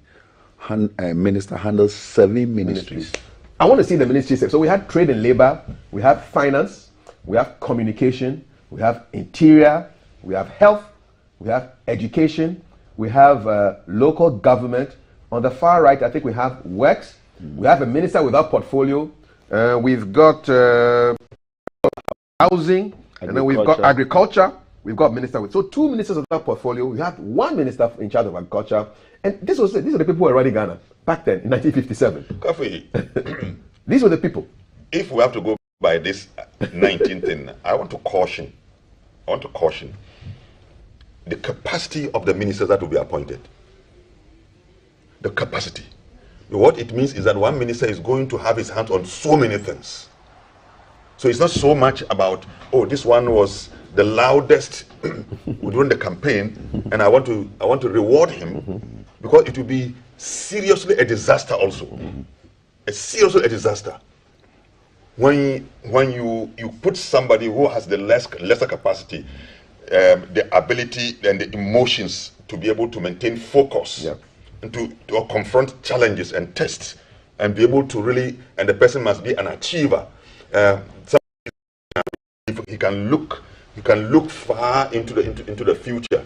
And here I always like to quote Professor Adai's definition of leadership. He said, leadership in terms of function is about the ability to visualize a better future. The second function is that person, that leadership function, must be able to determine the how of reaching that vision. So if you bring in a minister whom you decide you want to reward him, because probably he was the loudest during the campaign, like we have it at the moment. If you want to be appointed, be the loudest, be ferocious, be acerbic in the way that you really deal. If you must have the ability to attack people's personality, not the ability that when you come to office you are able to really shoulder this heavy duty. And I want to caution. I agree with Chairman Honorable. If we have to apply it, then I caution any government that is coming in. And of course he's making reference that this thing didn't begin today, even in the past government, which is true. But this one happens to be the largest. But the first government gave us a good example. Only 12 ministers. The first government, only 12. That was the government in which we have the accelerated development plan. Exactly. When we had accelerated industrialization. The sugar factory, the glass factory, tannery, also all of that factory, stuff. the shoe factory, gold, diamond, and so we were providing jobs in line in accordance with the size of our economy at the time, and things were good. Now all these factories that we are 65 years now, all these factories have run down to the point that we are importing almost everything, including handkerchiefs. And so when your dollar is rising and your cedi is falling, don't be importing. Your balance of trade is already weird. You know, and your terms of payment. The cedis are chasing the durable. I mean, this is the durable American dollar. Those cedis are chasing it. Chasing it, and it can't. You know, there was a time when the one Ghana cedi came was 1 to 1. 1 to 1. Yes.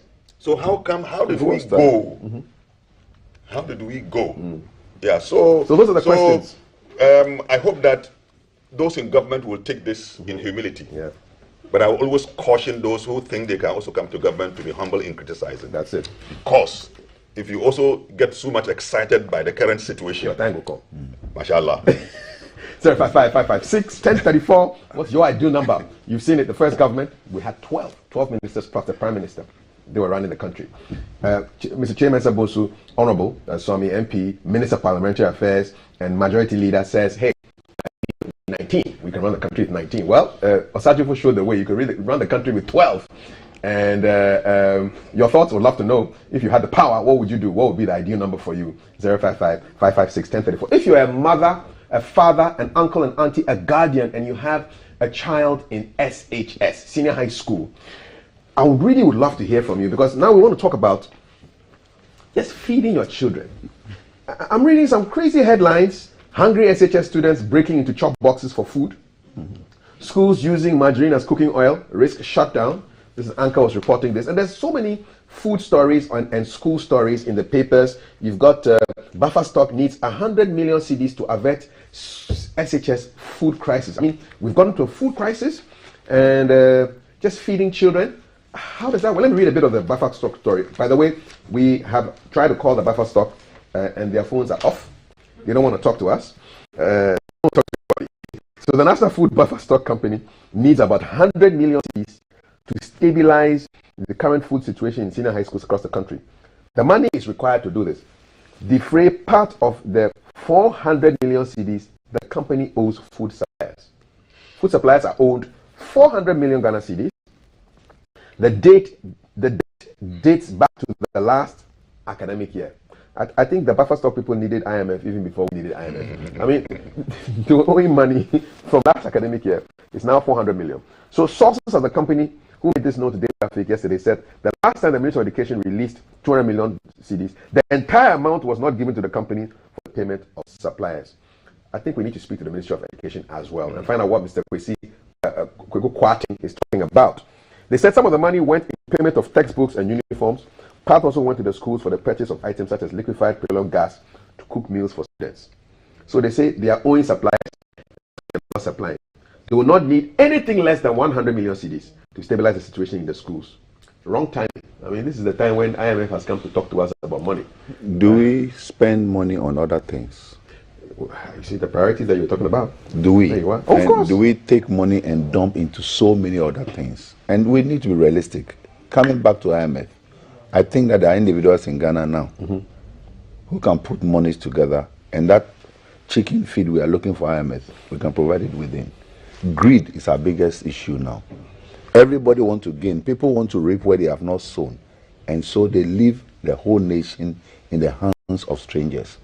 I feel very pained that somebody will gather from IMF who doesn't have the economy of Ghana, who doesn't understand our integrated situation, to come and decide what we should be doing in Ghana. Because we give ourselves the chance. There's a quotation in the Bible that says, when you break the hedge, snake will bite you. People and kafui and sheikh. Economics is a borrowed language. The same way it's a borrowed language.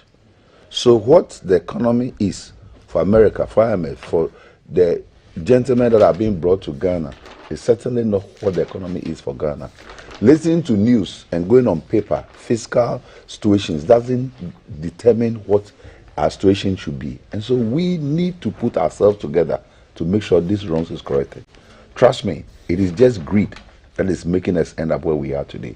And sometimes we should face the fact that if we can put our priorities right, devoid of certain things, we'll talk to economics, we'll talk to our economy, we'll talk to economic situation and not to politics. We end up talking politics. We want to satisfy everybody.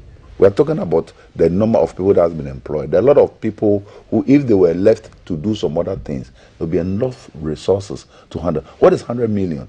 How much does that translate into? Divided by 8. Yes. So that's 12.5 million dollars. Okay. That is that money goes into certain things that we don't need at all. We don't prioritize. So I would really plead with people who takes responsibility that let's learn to prioritize. And I keep saying that economics is basic. Economics is household. And we are talking here about our microeconomics, not the macroeconomics, not even the larger one. International. So the Makola market. Makola woman, the tomato seller, the onion seller, the shito seller, the woman who sells wachi, chinkafa. How does she put the shito together? How does she put the fish together? Where does she put the meat to? And come to think of it, Sheikh, thank you for the meat you brought us to. It's very beautiful. I think I'm breaking through, but I really enjoy it. So the pepper on it is powerful. I've told my boys, if they finish all before I come, they'll be in trouble. Kavu, did you get your...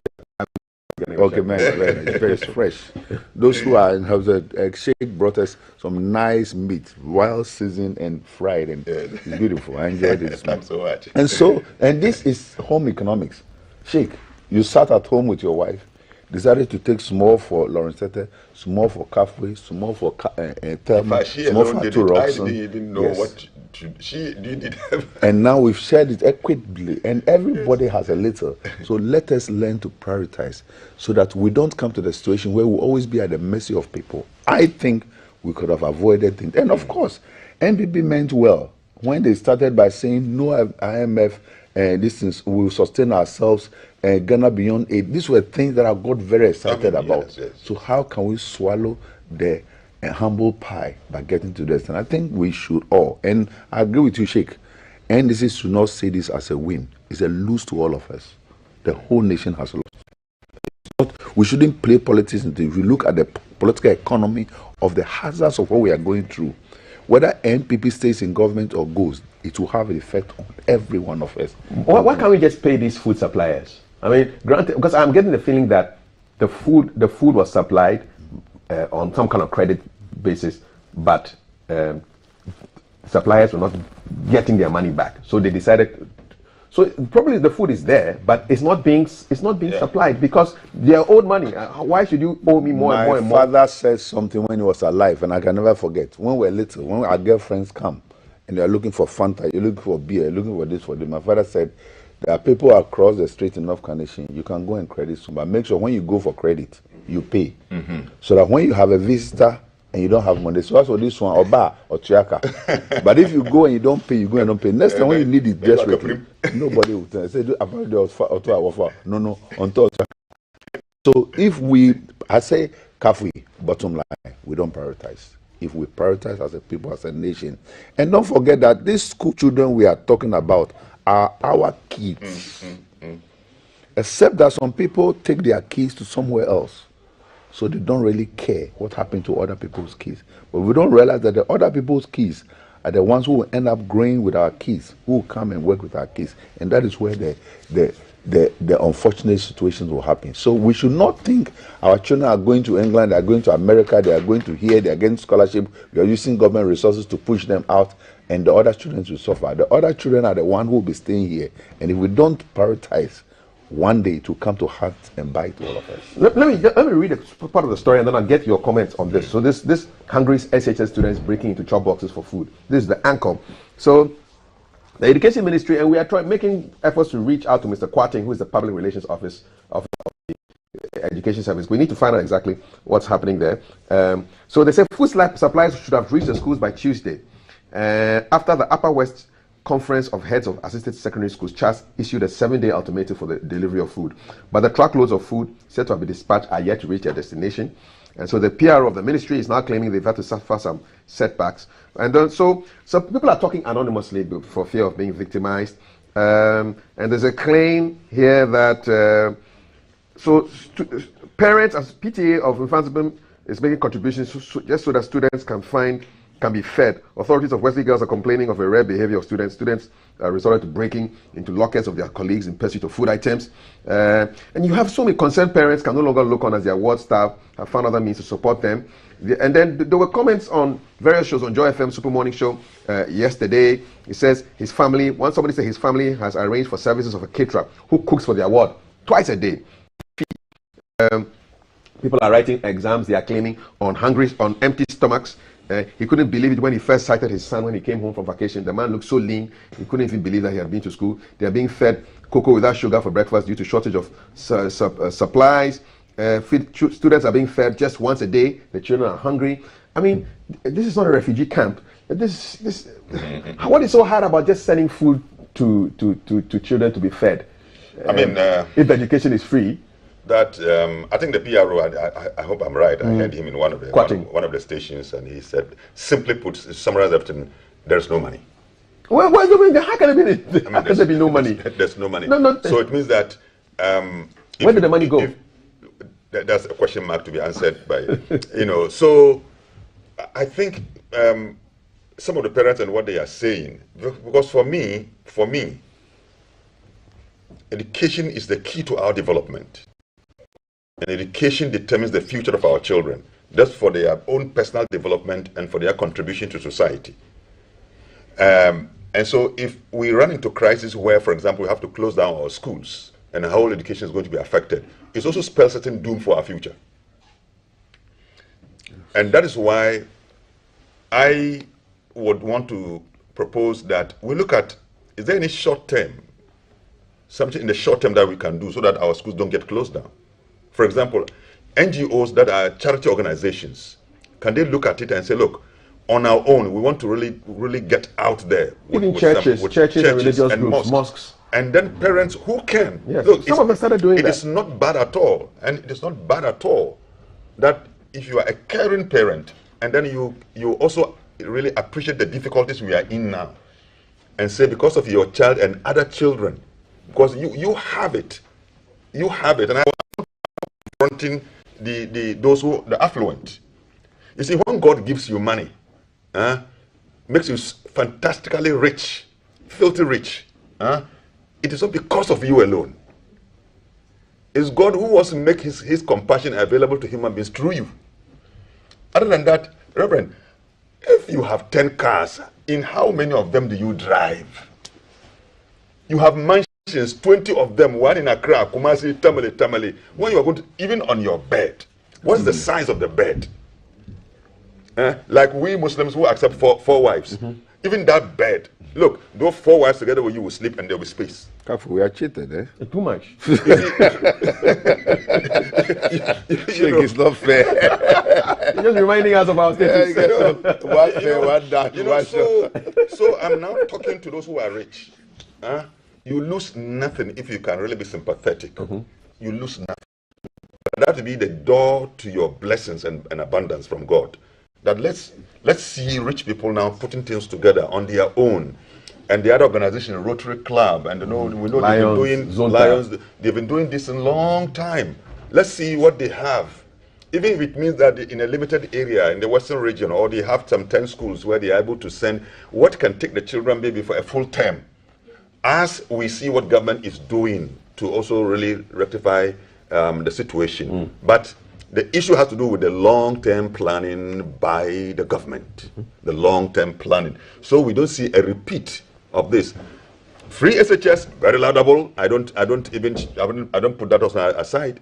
But if we don't implement it well also, then we confront these and the quality of our education. And you know what? We are likely to see now affluent people taking their children outside the country for education. Or going to private schools. Or going to private schools. it's happening to them. It's already happening. Yeah. So instead of going here for the free, and I think this is the danger I'm running into.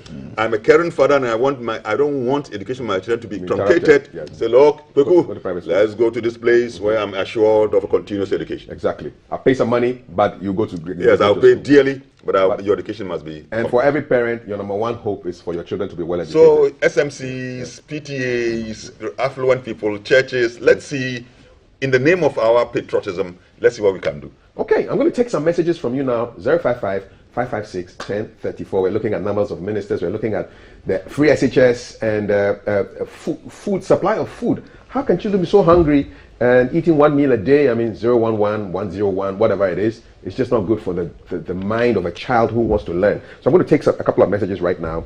Come with me to the board, and let's take some messages right now. Okay, so let's see. We're working on that. So this is what our interface looks like. If you go to Facebook, you will see Thelma smiling at you, bringing us the school. This is from yesterday's conversations. So this is how you just follow us on Facebook. Just go to Facebook, look for Ghana Broadcasting Corporation, and you can get the messages. Okay, here come the messages coming in on 055-556-1034. People are still in Dwade Biscuit mode. President Nkrumah could work with 12 ministers because the civil service was apolitical and efficient. The principal secretaries knew their jobs, unlike most of today's chief directors and a corrupted civil service. Even in nearby Nigeria, Buhari took 6 months to appoint his cabinet, but the state functioned effectively because their civil service is robust. Look at our Agric ministry, for instance. 1 minister and 6 appendages. It looks like an insect pest with a head and 6 legs. No wonder it's not working. We need a mindset change, especially from our political leaders, and then it will eventually seep down to the ordinary man. This is from J. Ama Enima, Greater Accra. Thank you very much, J. Ama Enima, giving us some good historical context there. Hashtag GTV Breakfast. Yes, I agree with all the changes. The president must reduce his ministers because some of the ministers, we don't even know what they are ministers of. Can you imagine 120 ministers, deputies? Reducing the ministers can help solve Ghana's hard economy. From Prince Brain in Oho. It's unfortunate that our children are going hungry at the SHS while food is being supplied at the basic schools. As teachers are on strike, most students are at home. Thank you very much for that. Emmanuel, please, I can assist to supply food to all the SHS schools on at least 1 year credit basis for the government. And then you're asking for the Minister of Education to get in touch. You met with him and you're sending your number. Okay, that's great. Awesome. So, all in all, we have 5 solid ministers managing just one sector of an economy, agric, yet we are famished in our country. Why? Thank you. They say you just nailed it, Rev. It's a matter of greed. Okay, Rhoda says, good morning to the team this morning from Rhoda Kennedy, hashtag GTV Breakfast Show. Thank you. Reverend Lawrence must be realistic. Governance should not be about party fanatics, but by experts from any angle. What is the role of the directors in the ministries and departments? Ministers only convey and monitor government policies. We don't need so many ministers. Some ministers should be merged. The magic wand to make GH work is complete overhaul of our constitution and plug all loopholes in it. Okay, correction. Thank you all for your passionate submission towards nation building. Gradually, we are getting somewhere. We thank the minister for coming out boldly to confront this issue of plotting ministers. Let us continue talking and suggesting to government things that will help the nation rather than their party interests. Now, reducing ministers to 19 will be interesting, which means 16 regional ministers and 3 other ministers. Then we use our directors and the technocrats. No, he said in addition to the regional ministers, then they should have 19 other ministers. So there's still going to be regional ministers. I wonder even what the regional ministers are really doing. That's my view. Nana Ekia Silva. My daughter is in Form 2. Yes, we want to hear parent stories. My daughter is in Form 2 and she called to complain that they are only fed once, sometimes twice a day. Most of them have to rely on their provisions to survive. We need more feedback from parents and guardians. Let us know what if the authorities won't speak to us, if buffer stock will not talk to us, if Ministry of Education will not talk to us, if Ghana Education Service will not talk to us, you will talk to us. So talk to us. 055-556-1034. If you're a parent, you're a guardian, and people are saying, oh, there's food, you know. All right. So we're going to take a quick dash off to Jay Gabra to find out what he has for us, and I'll come back and read more of your messages. Jay Gabra has some very hot news to deliver to us, literally. And here he comes. Jay, good morning. Something fiery and hot happened yesterday, and you are here to give us the aftermath. What's going on? All right, so there was a fire outbreak overnight, and Jay has some details on the aftermath. Apparently, a huge number of vehicles were destroyed. These are pictures from the fire outbreak as it was taking place yesterday with the fire service at work. trying to extinguish the flames. A lot of vehicles caught fire. He'll give us the full details about what went down yesterday and the aftermath this morning. So you see, we give you, it's not just, so this is the aftermath. After the fire, this is what it looks like. This is the rubble, the destruction from a very serious inferno that took place yesterday. Vehicles were destroyed. And very soon we'll get a report from Jay, who is at the site. Jay, where are you right now? Tell us what happened and what the situation is right now with this fire that took place yesterday. Give us the details. Give us the background. All right. So yeah, so still seeing pictures as we're trying to get clear up the feed to get through to Jay with respect to a fire that took place yesterday. Yeah, you can see the destruction that has taken place, and he'll be giving us details. We're trying to find out exactly where he is, and here comes Jay. Jay, good morning. So this place is in the Nima area, and we're still trying to get through to Jay. I don't know whether he's doing sign language over there, but Jay will get through to us and let us know exactly what the situation is with respect to this fire that took place. Yeah, go ahead. Give us the background.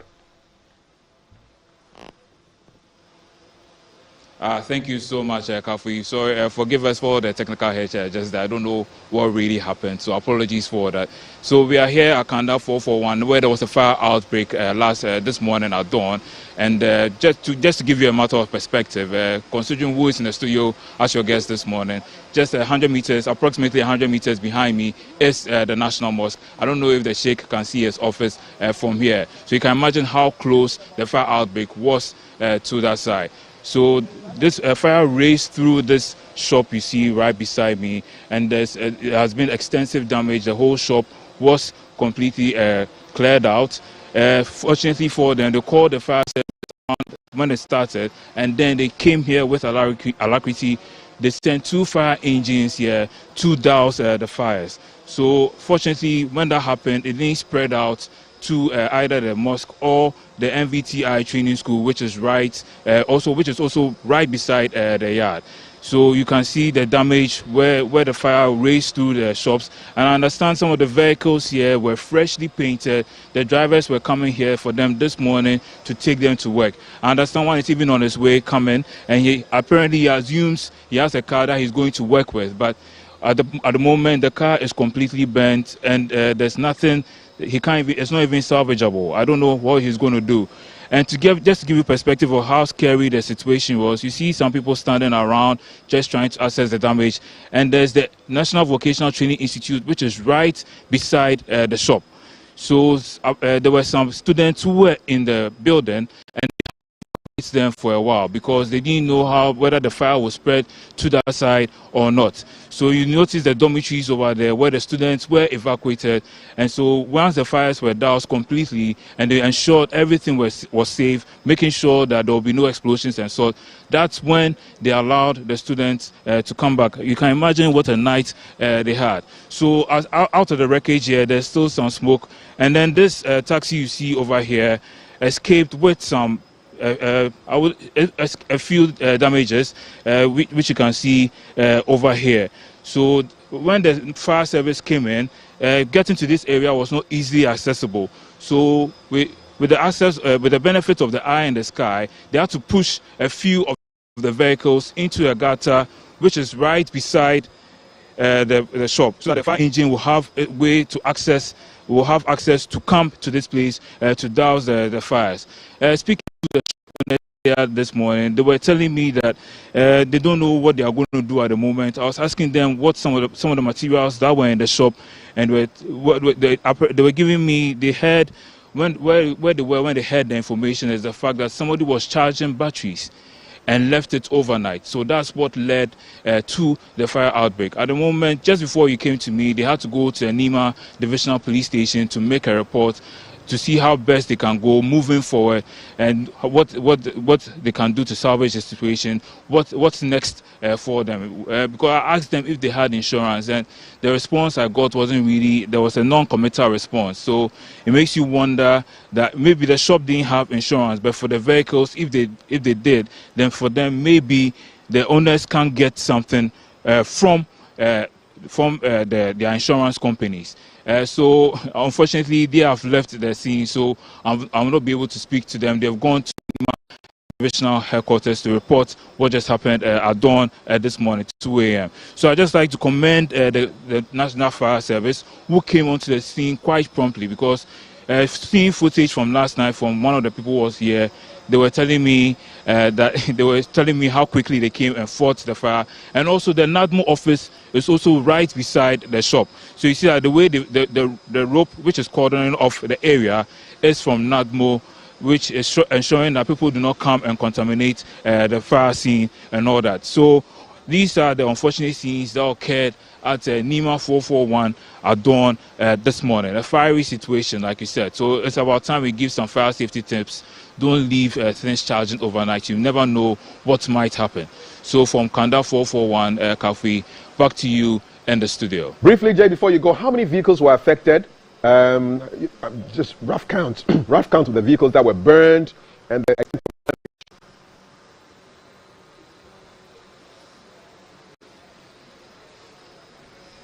Jay's gone. Looking at the vehicles here, I'll see approximately 10 of them. Okay. The taxi here escaped with minimal damage. So I'm counting, that's just the head count. Just looking at it, I'm seeing 10 vehicles. Some of them, where they were parked, the fire didn't get to them.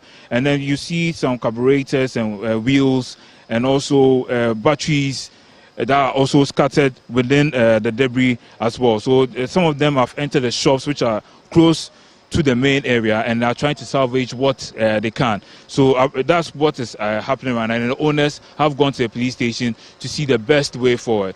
So the churches, like I mentioned earlier, the commercial vehicles, they were freshly painted and then they had been worked on, ready for work. And the driver is on his way thinking he has a car that he can go and make use for his to earn his livelihood. But unfortunately, this is the situation at hand.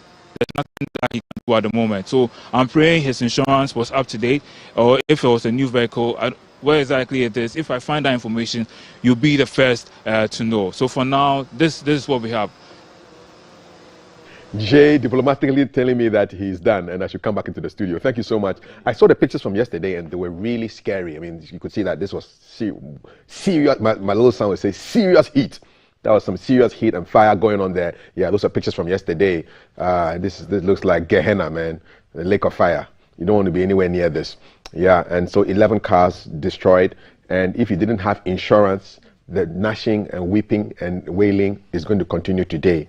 Just to show you that when your neighbor's beard is on fire, you get some water behind. If you see somebody's car on fire, go and make sure your insurance is done so that you don't go through any problems. 055-556-1034. I'm here with Reverend Dr. Lawrence Tete and Sheikh Arimia Shaibu. We're looking through the messages. We just got a report from some cars that were destroyed in a fire. I'm going back to your messages to see what we have. The situation is like job for the boys who not hitting the ground. So many ministers are there doing nothing. At the end, they receive their salaries and allowances for nothing. God save us. Good morning, Kaf. Is it true that our ministers are too many, especially the deputy ministers? If we put all their salaries and allowances together, we can use that to invest more into agriculture, says Oscar Ken Glagan. Being realistic and truthful, what do we say? Who is that? Reduce Ghana's 136 ministers to 19. Honorable Chairman Sabunsu. Hungary has only 7 ministers, but their system is working. Reverend Dr. Tete, going back into history, Osajifo had only 12 ministers in his 1957 government. I like the way you are putting things together. Hungary, Ghana today, Ghana back then. So we are learning lessons. It's good to know, to be a student of history. Good morning, my name is IGP from Ashaiman. I salute you. Well, watching live concerning the issue of reducing the ministers to 19 is very affordable in terms of the fees they consume in the office and doing nothing. I suggest the government to look into it, grant this request, reduce it to 19. I think Mr. Chairman Sabasu must start first by resigning. That would be a good way to go through things. It's unprecedented for any political party to break the 8. Okay, I'm breaking through the messages. Good morning. Frederick from Ivory Coast. Bonjour, mon frère. Ça va? I'm enjoying your show this morning. GTV is blessed today with 2 powerful men. Truly, GTV, you are the best in Ghana. Please, I should pray for Ghana before leaving your studio. I believe with their prayers, God will look at Ghana. God bless you, Kafui, for the good work in Jesus' name. And everybody said, amen. I strongly side with Honorable Chairman Sabo, so we should return to the era of having a prime minister in this country. We don't have to go be following British people. Let's do our own thing. Let's just reduce the numbers, all right? We should also know how to resign when the work over us. That's what they also, if you want to copy the British, that's how we should also do it. If you think it's too much, you just resign and then go back to doing other things. So, if we're going to copy, let's copy well. Good morning, Day. Yes, don't mind these politicians. They're all greedy. When it's good for them, they know how to sing. If it's not good for them, they know how to sing. All right, so it's just singing all along. wasting our time as a people and feeling their pockets. You're not happy. How can we verify? Who is that guy again? How can we verify that President Akufo-Addo has slashed the salary of his appointees by 30%? Even if it is true, they're only returning what they took and they know how to take it back again. I say it's all lies. Let me go back to the top and get some school feeding messages. Good morning, Kaf. God bless you for the good works. Thank you too. I love this. My message of the day is this. Dot. Full stop. Boom, like that. I like it. Please, it is the time of the churches to give out to the society. Let's engage the churches. We'll get Reverend Lawrence's comment from that. Good morning from Ikuya Ejewa. Raphael says, we should not forget, Sheikh is saying he supports free SHS. Are we in the position for free SHS now? Sheikh should answer me. You go and borrow and come and put in free education. Please be candid to ourselves. Look, the SHS started deteriorating after we started this free thing. He said, Mr. Oforiatta said he feels ashamed that he sends his child to school and walks away without paying his fees while he is in a position to pay for more than 5 children. Let's be serious as a country. So the argument is coming back. Those who can pay should pay. So that those who can pay benefit from those who can pay. The wind of common sense is blowing now. For a minister to propose this, it means they are aware of what should be done to salvage our country. But greed has corrupted them all this while. Thanks be to God. More free SHS, more school feeding issues. He said, my son, where's Bremer? Come back. So, why did you do that? Wow, this is nice. It's nice as well. Sheikh, it's better late than never because realities are what we're seeing as a people. I'm a first-year student in one of the SHS in Cape Coast. Beautiful. This is what I want to read. Before we came on vacation, sometimes we take Tom Brown without sugar and bread for breakfast, and the lunch is Gary with soup, and for supper, the same Tom Brown. So we have to depend for food from our parents. Please, Uncle Kaf. Our seniors are suffering in school, so add your voice to provide for the students in campus now. Thank you. From an SHS student in Accra. Are you in school? No, he's not. Definitely not in school. He's at home because he says he goes to school in SHS. Okay, good. Thank you. It means you can use your phone. All right. Good morning. Isaac Bediaku said planting for food and jobs was just a slogan used to steal vehicles be roaming in Accra while the forest for farming is at my village. It's sad to hear of these issues. Insurance advice to us: what will happen to the owners of these cars? It's an interesting one. Free SHS. There's more messages on free SHS. FOCA free. It's a good policy, but must be targeted at those who we can classify as needy. Patriotism will not work if you have to appeal to wealthy parents to pay their fees for their wards. No one would admit to being wealthy. I need more of your free SHS messages, though. I saw one I wanted to read. Let's see. Good morning, Kaf. I was wondering if old student associations for the various SHS can help with the situation at hand. I'm sure that will be prompt as to waiting for the government to make arrangements. And it's right. I read reports about the infantil old boys helping in. I'm sure old boys are really helping it to make sure that people get to be paid. And we should not forget that the free SHS has eroded the artisanal base of our country. Look after JHS who are academically good, go to learn jobs by artisans. Because of so-called free SHS, everyone is craving for his child to go to free SHS. Okay, so I'm going to go back to my guests. I think they missed me, so I'm going to go back. Dr. Nkrumah ruled this country with only 12 ministers. Why can't we? Last one, Raf Kafi says, I should read this. We should not forget that. I just read it. Thank you very much. So, Kafi, you're not reading my message. I'm reading it now. Good morning, family. Dr. Tete and Sheikh. I can't comment on the number of ministers to be appointed. I'm managing only 20 workers, and it's killing me. A lot of Ghanaians lack discipline and consistency. I wish we change our mindset, and I bet things will be better. Kaf, I love your sage shudder. Thank you very much. I've read your messages. So these are the messages that we are reading. We'll read a couple more later on 055 556 1034. The color is called sage. I thought it was green. It's sage, eh? Beautiful color. Yo. Yeah. We men, we only know red, gold, green, and black. It looked good on you. Thank you, Charlie. Reverend, you're not giving me raps. He said the churches should do more with feeding the children. What do you think? Somebody asked you a direct question. I must say that it would be very unfair if Ghanaians don't see the work that the religious leadership has done. But for the church and the mosque, our children would have been doomed by now. The church is doing so much. In fact, it's a shame that it looks as if the religious leadership seem to be losing the very authority and autonomy they had over the schools. Remember when it was missionary schools, things went well. A lot of excesses we are seeing and experiencing today, when the schools were being handled by the religious leadership, it went very well. And I'm not saying this because Sheikh is here. I've been to some Ahmadiyya schools and I've realized how things are composed. In fact, there's also discipline there. Things are done properly. But when we leave it in the hands of people who don't even care, that is what happened. And so I think the religious leadership, we should thank God, we should give them kudos for doing well. Okay. I mean, I can speak strongly about the Christian leadership. We've done very well. And most of the schools that are doing very well now as missionary schools. And a lot of us today, including Sheikh and all his brothers and my brothers, but for the missionary schools, would not have been educated. Our political leaders today, who seem to be downplaying the effect and the essence of missionary schools, have been very unfair to themselves. Because but for missionary schools, most of us would have been speaking some other languages today. If you go to the Francophone countries, you realize how good we have been blessed in this country of ours. I'll come to Sheikh shortly for his comments on this, but we may be going onto the lines right now to speak to somebody who can give us some sense of clarity on the issues of the feeding. So we're getting through to him pretty soon, and then as soon as we get through to him, I'll let you, we'll have a conversation with him on that. Sheikh, yeah, so issues of feeding of children, the rich also enjoy the free food instead of paying, see, the poor. I think somebody was saying probably, yeah, it is theoretically,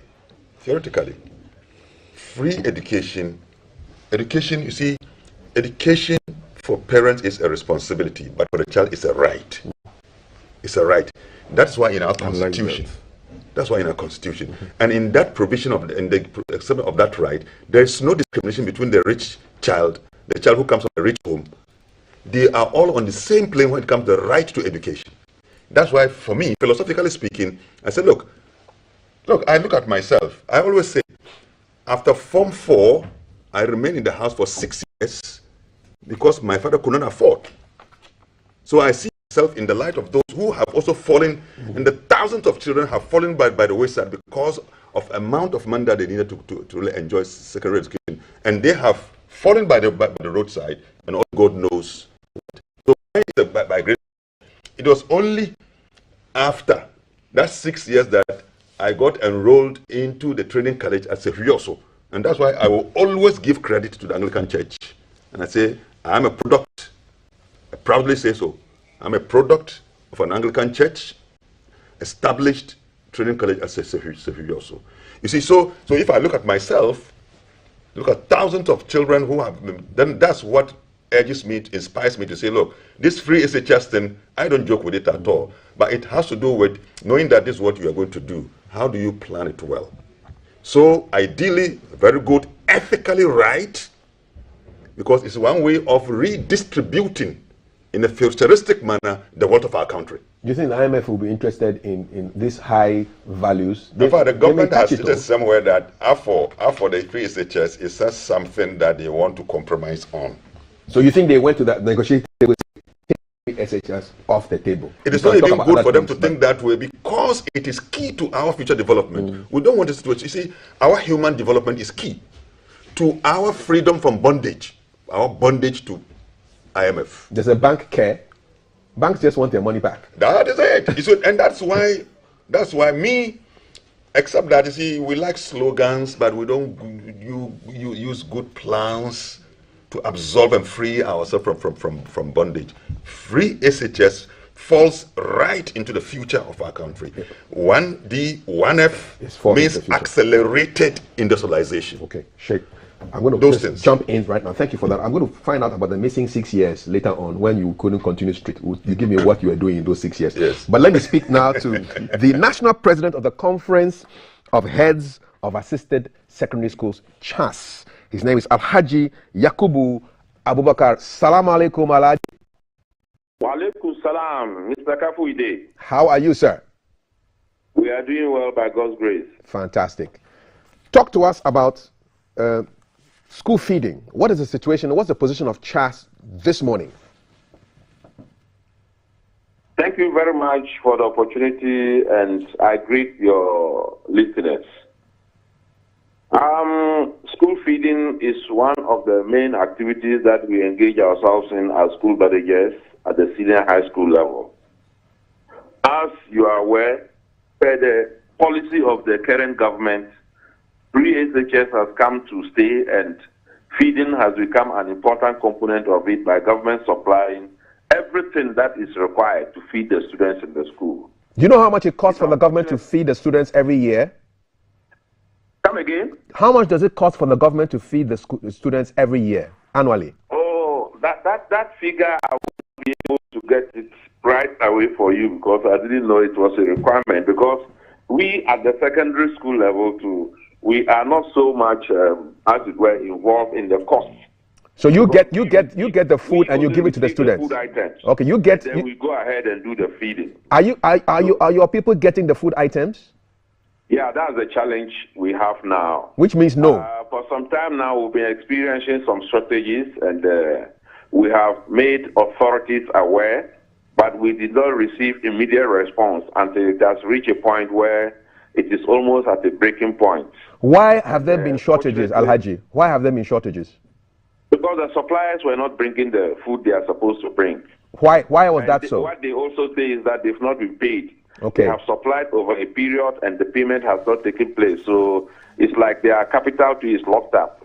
And without that payment, they couldn't continue with the supply. So the situation is that the food hasn't come to the school because suppliers are owed money.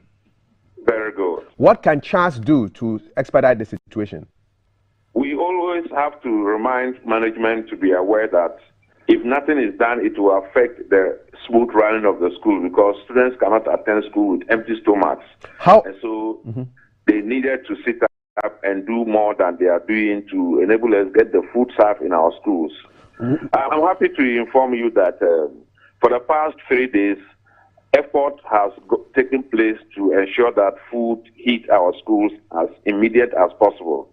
But as I speak to you now, the trucks the authorities are still on the way to the various regions with food items so that we'll be able to take care of the students as it were. So what are the coping mechanisms? There's no food because the suppliers are not bringing food. How are the schools coping? Give us examples of what is happening in some of the schools. When we stage, it is not that we are completely out of food stock in the school. You know, we have 18 components of food items we receive from suppliers to take care of the students. What are they?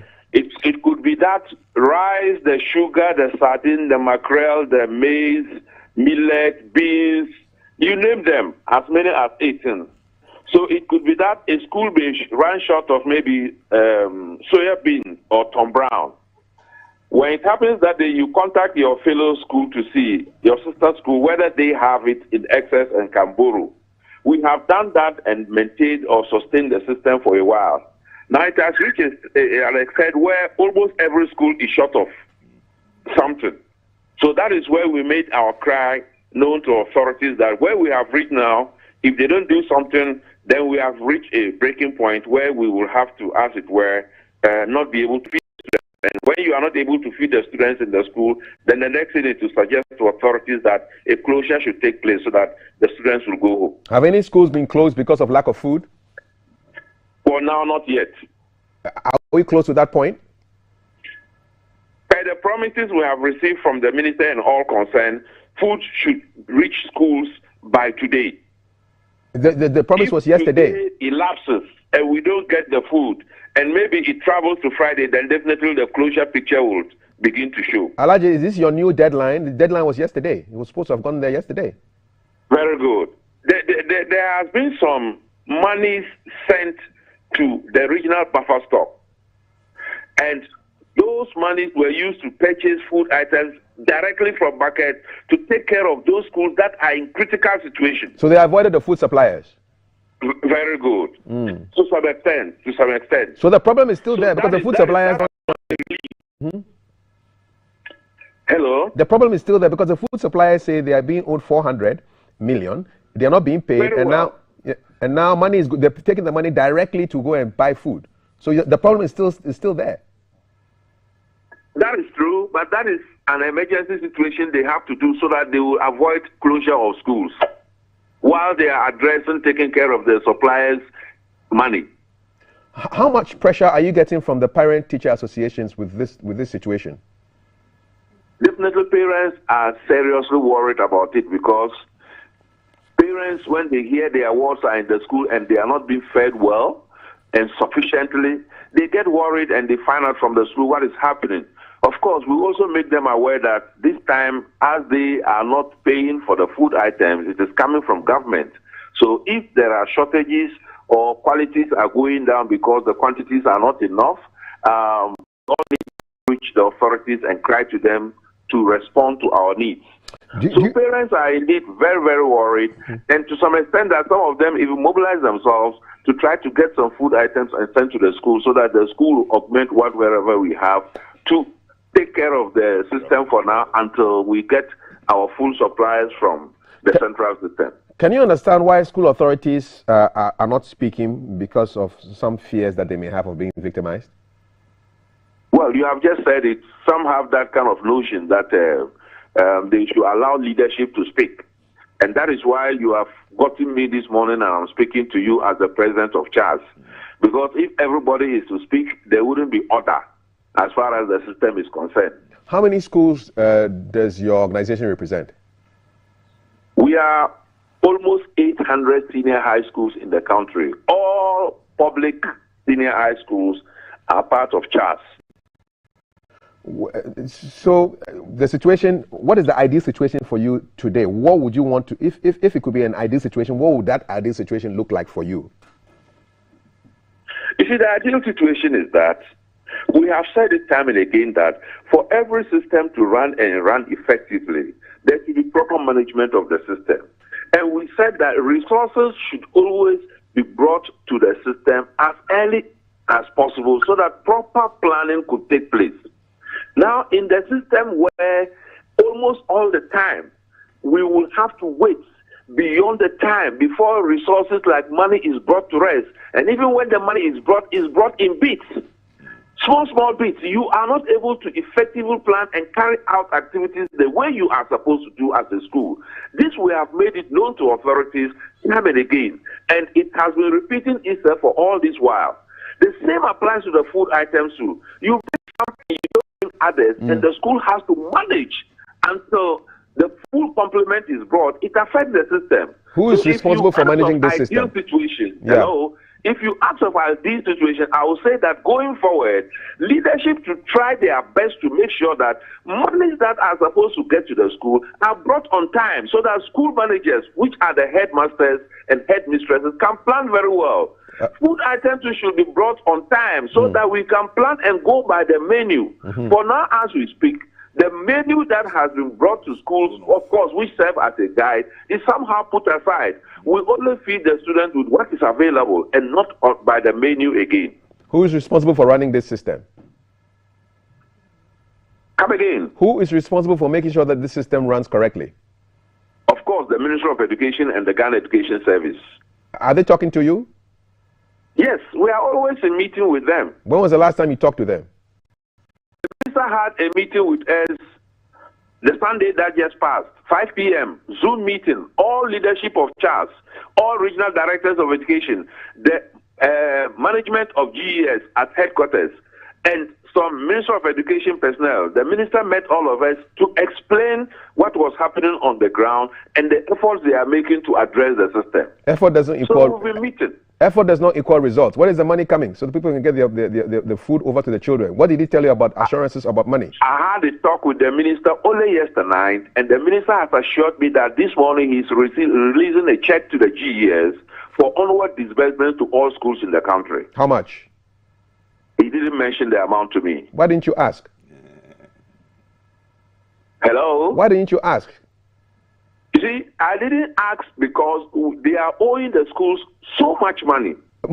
All the more reason you should ask so that it's not a piece money again. We had to discuss yesterday, so even the mere fact that you've heard that a check is being released to you, you are happy about it. Because we have followed this for so long a time. Alaji, in your overexcitement, are you not going to be deceived when the money that goes out there is not enough? I mean, just the excitement that the check has come. Don't you think you should have asked them how much? Don't you think you should have asked them how much the money was? Have we? Alaji. We know the challenges that we are all facing as a country now. So we want to see what they are bringing to rest. When they bring it, it's not enough, we'll let you know. We'll let the public know that this is the amount they have brought to rest, and it cannot take us anywhere. But this one, we made effort for some 2 months before we are getting this one now. So you are happy? To some extent. Half a loaf, I believe.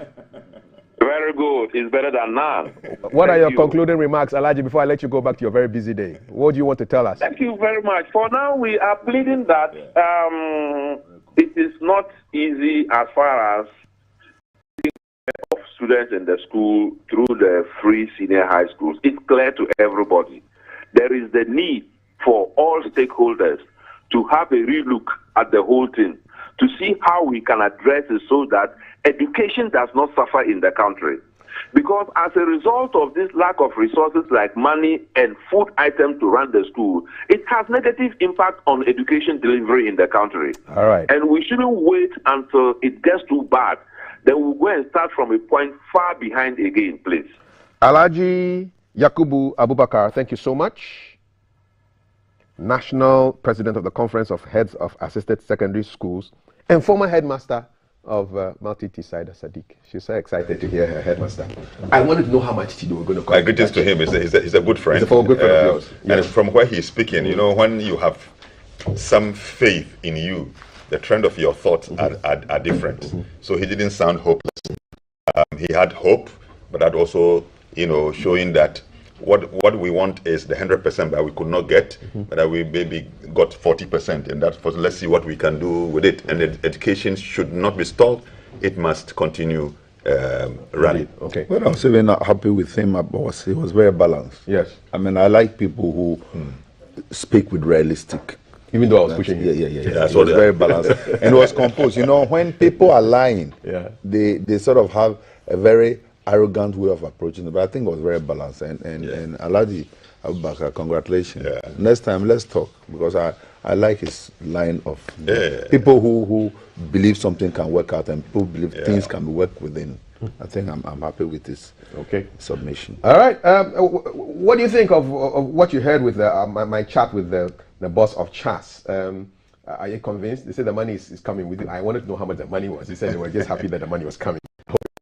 Again, you know, but honestly speaking, our students need to be fed. You know, they need to be fed. You can't study well when you're not our students, our children. Yeah, they need in fact, we must own them and personalize our children. These are our children, and we shouldn't think that because our children are not part of it, it will not affect us. It will affect all of us. So our children should be well fed, so we'll have a better future. And no nation can strive on an empty stomach.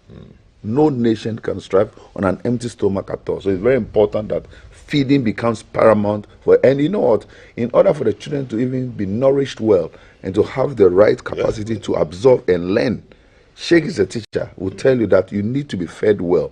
When you eat well and your nutrition system is balanced, your brain even works better. It affects your IQ. And so you cannot strive, the nation cannot strive on an empty stomach. And no, malnutrition can break down your immune system, so you can get sick very, very quick. And people must consider that. A presenter cannot present on empty stomach. I want to eat some of it. Somebody caught me eating some of the meat, so now I'll eat it in your full view. I wasn't hiding. I want to eat some of this meat and go and read some messages. Can I eat some of the meat? How do you say meat in Hausa? Nama. Nama. It's like nam. This one is nama laya.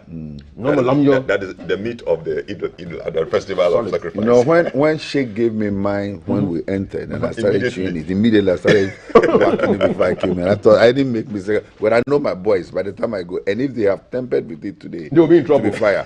But I gave them, you were there, Sheikh. I made sure they all took some before I left. I think I'll take this home for my boys. Yes. There are 3 pieces left.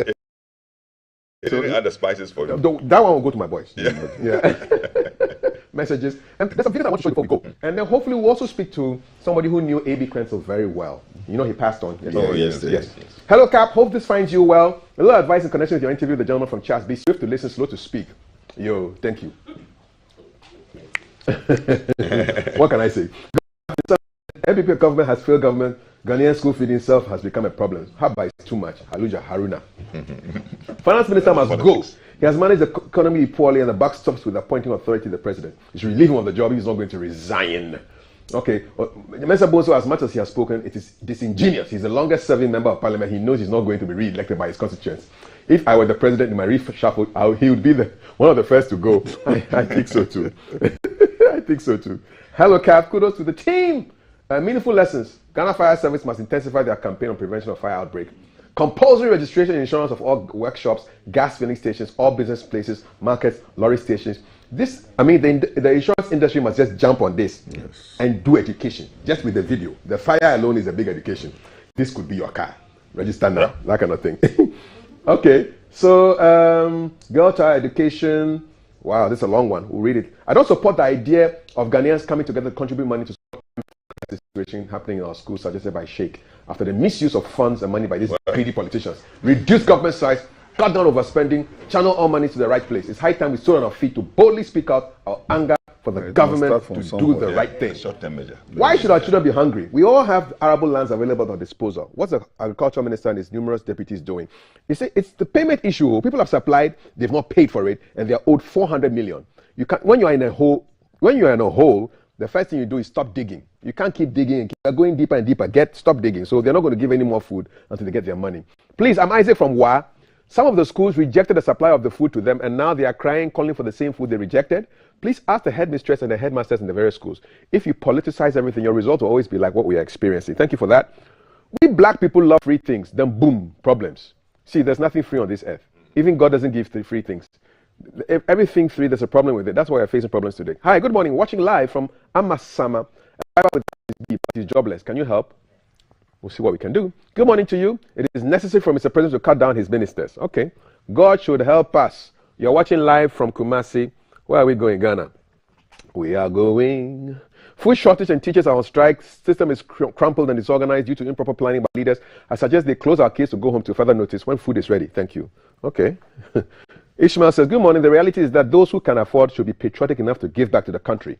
And the churches and the mosques should be ready to give back to the citizenry. Okay. Good morning to you. In my school, Muslim girls are not allowed to cover their hair while in school. Why? Okay, so that's an issue that we need to follow up on.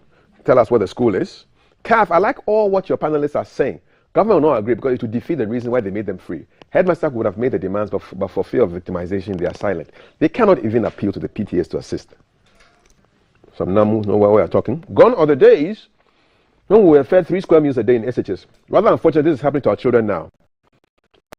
Bremer Design says, my son called to inform me on Sunday that their school, Ganata Senior High in Dodowa, they have enough food, but we're only worried about their teachers being on strike and causing some students to loiter around.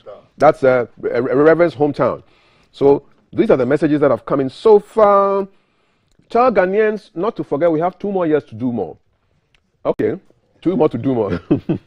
Xavier, Inseshui, Safu, you guys are just great. Planting for food and jobs has failed Ghana. Food shortage in Ghana after all this, it's not food shortage, it's just a break in the line, all right? Watching live from Kwanta, you think the president should just apologize and resign. Okay. Just to get some mouths to feed our children, I second the majority leader, ministerial appointments should be reduced. Okay. So these are your messages. Sheikh, please, I like you very much. Meat for me, please. There's somebody's campaigning for meat. Oh, apply for us. So we won't owe you. We'll pay you. We will pay you. After the media will pay. We won't owe. You see how people are owing, they're in trouble. One thing is that after power, no more good care. Okay, all right. CAF, free SHS is good, but must be targeted towards the poor. Isaac from Dansuma. So that means testing is what people are talking about. Dear God, please forgive us and give us manna for the last time. We want a second chance for our schools. Inshallah and amen. Okay, you want manna? So last message, CAF. The free SHS has it helped us or jeopardized in the way it was implemented? Great submissions from your men of God. Allah, thank you so much for your messages. 055 556 1034. So there's a video that I really wanted to show. I don't know whether that video is ready, but it involves these young men who they have a funeral and they are going to town, and then they have this long convoys, and then they stop the traffic, and then they force you to just to pass by, and if you don't stop for them, they boot your car. I mean, the discipline is just too much. So, something happened yesterday. I put on my Facebook, lots of feedback on it, and I just don't know why the police can't even stop some of these things from happening. Are they overwhelmed? Well, sometimes I think that they get overwhelmed, and on the scene they are unable to really take their action. Sometimes I find just one policeman just standing there, so he's so helpless. But I think as communities we need to be helpful to the police. The police is supposed to bring order in society. So when the order comes, it is for our own good. Okay, you want to, So I think communities need to really take this on board. Okay. And begin to discuss it. Okay. I have your favorite guy in the studio right now. I'm going to walk over to him right now and talk to him. Great. There's a reason why I'm going to talk to him. His name is Daryl Alantego. I know he's your guy. Oh. Yes, and I know walk over to Daryl, leaving my meat quite sadly. But we are seeing him in person here today. Yeah, he's no longer, he's not keeping an eye. He's only doing roads and things. Washing my property. Charlie, what's up? I see you. I see you with some pose. Congratulations. Oh, nice. So what's going on here, man? This is the Ghana Environmental and Sanitation Awards. And you've been nominated. Sure, I have. Okay. So what did you do, man? Well, you know, Kav, whatever we're doing on this show, hashtag GTV Breakfast, is not going unnoticed. There are some people out there who also follow and who think very well of what we do, and the impact what we do is having on society as a whole is one of the things they are appreciating. So this award is for the most influential person or most influential reporter in the area of sanitation and environmental sustainability. Nice. Part of our SDGs, I think 6, 13 and 14. And so a call from Edu Enter Ghana, who is putting these awards together under the auspice of the Ministry for Sanitation as well as the Ministry of Tourism and Culture. And they said, well, we have taken notice of what you're doing. And there was once I went into the Odo River, where I was talking about how badly it's choked and whether that was quite concerned for you, man.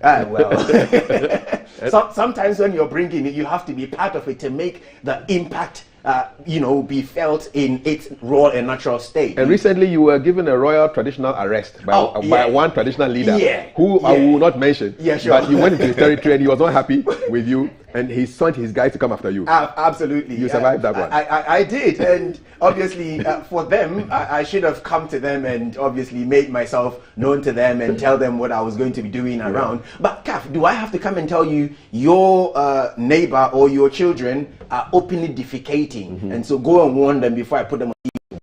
I really want something to be done about it. I get your point. Yeah, so you work in often very smelly environments. Sure. What's the inspiration, man? Why do you do this work? Kaf, you see, we're very concerned about what we eat, what we put into this body. But what we don't care about is what goes out or as a result of what we put in our bodies, how that affects our environment.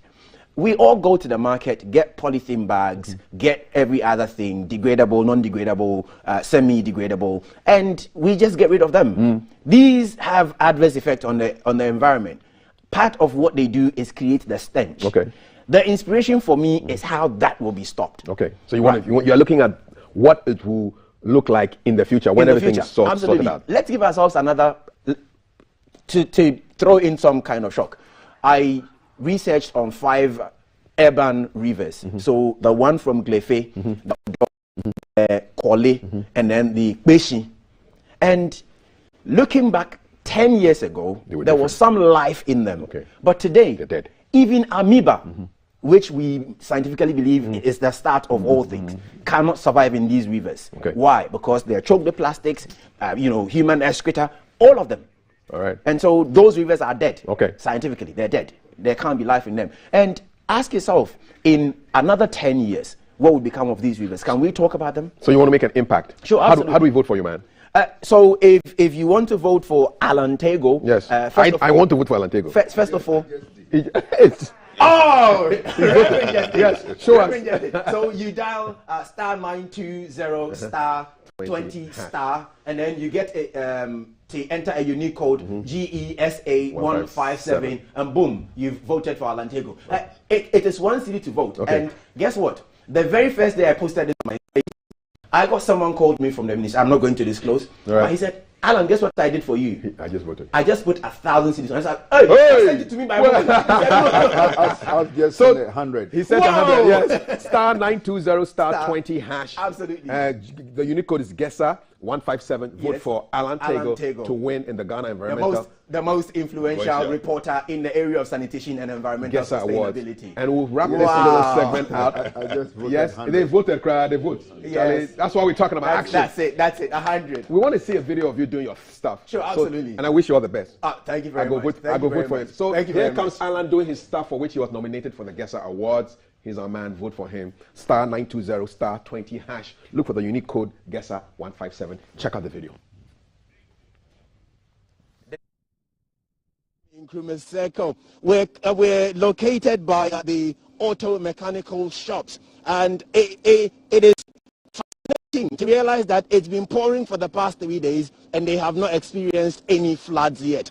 That is all thanks to the Odo River dredging exercise that's currently ongoing. It is really a very helpful one. Yesterday, my research team and I got caught up in the rain with them, monitoring the levels of the water, and we realized it rose and rose almost up to the brim, and it did not spill over. Why? Because what causes the spillover has been collected out by the dredging or through the dredging exercise. It is, however, worrying also to note that human activity is making this an exercise in futility, because as many as they collect, they find their way back into the drains. You can see from the shots behind me somehow that a few of them are sitting at the edges, and we're told by the men who work along here that come the darkness or come this evening, all that is sitting. So that's Alan doing his thing. Yes. So go online and go and watch it on our network. You know, *920 *20 hash is the number you want to send your votes to and vote for Alan to win, to bring it home for us. Yeah, environment. He's talking about rivers that you swam in your youth. Yes, we did. I did swim in the Odo River. Yeah, you said You swam in the Odo? I did. Yeah. Would you swim in the Odo today? Jesus Christ. I've not even had a glimpse at it. No, if you put in these toxins, I mean, even the aqua life, on which we depend for our nutrition, yes, we lose them. Yes, our rivers now have all been contaminated. Okay. So it affects our health and our survival. All right. Yeah, and I think that kudos to Alan for that good work. Yeah, we know he's your man. Oh man!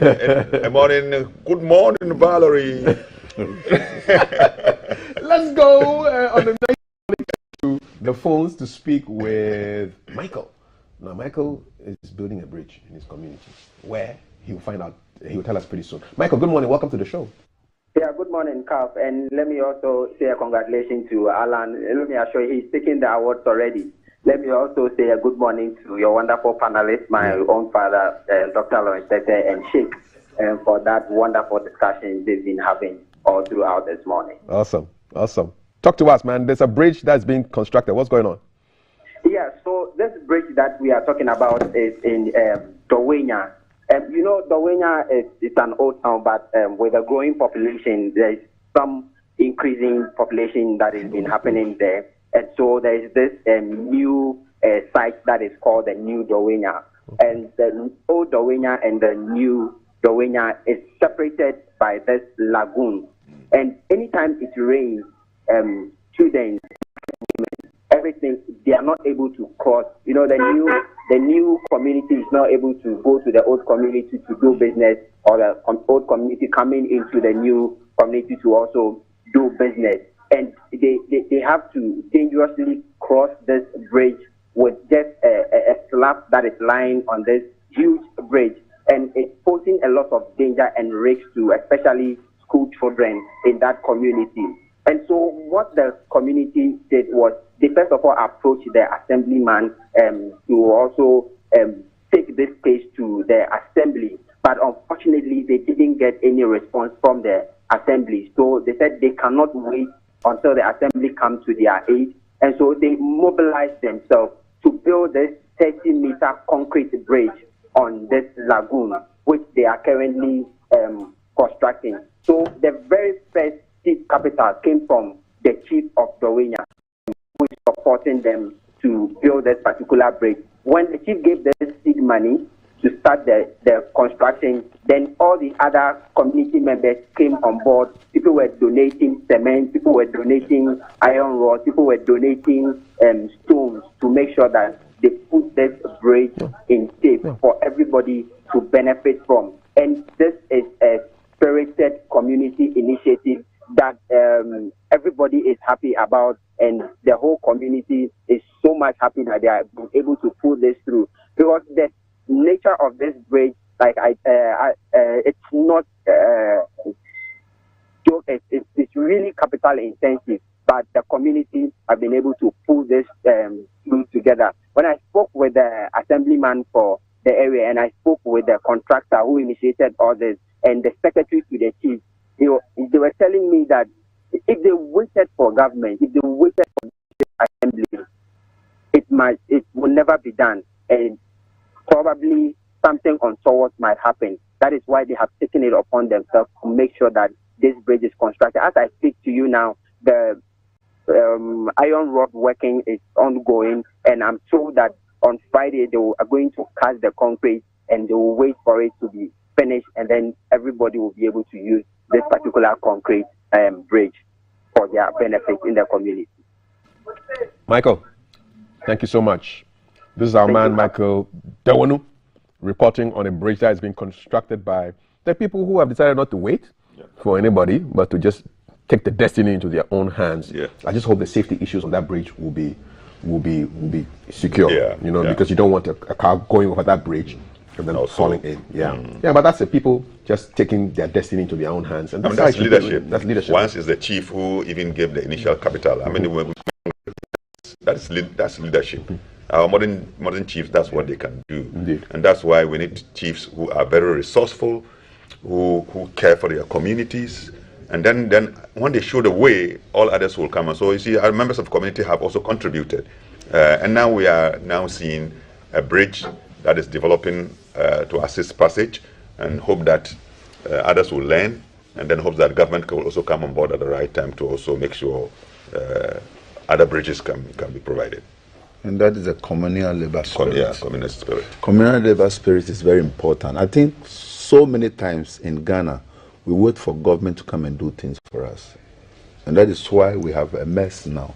But if we can come together in what I call a massive united front in our various communities, we can do things for ourselves. And that would be a very good, I mean, you see a lot of streets and the gutters choked, and people are waiting for government to come and do. And we are the ones who make the we have over-empowered political leaders because we wait for them to come and do certain things for us. But we can put them to check.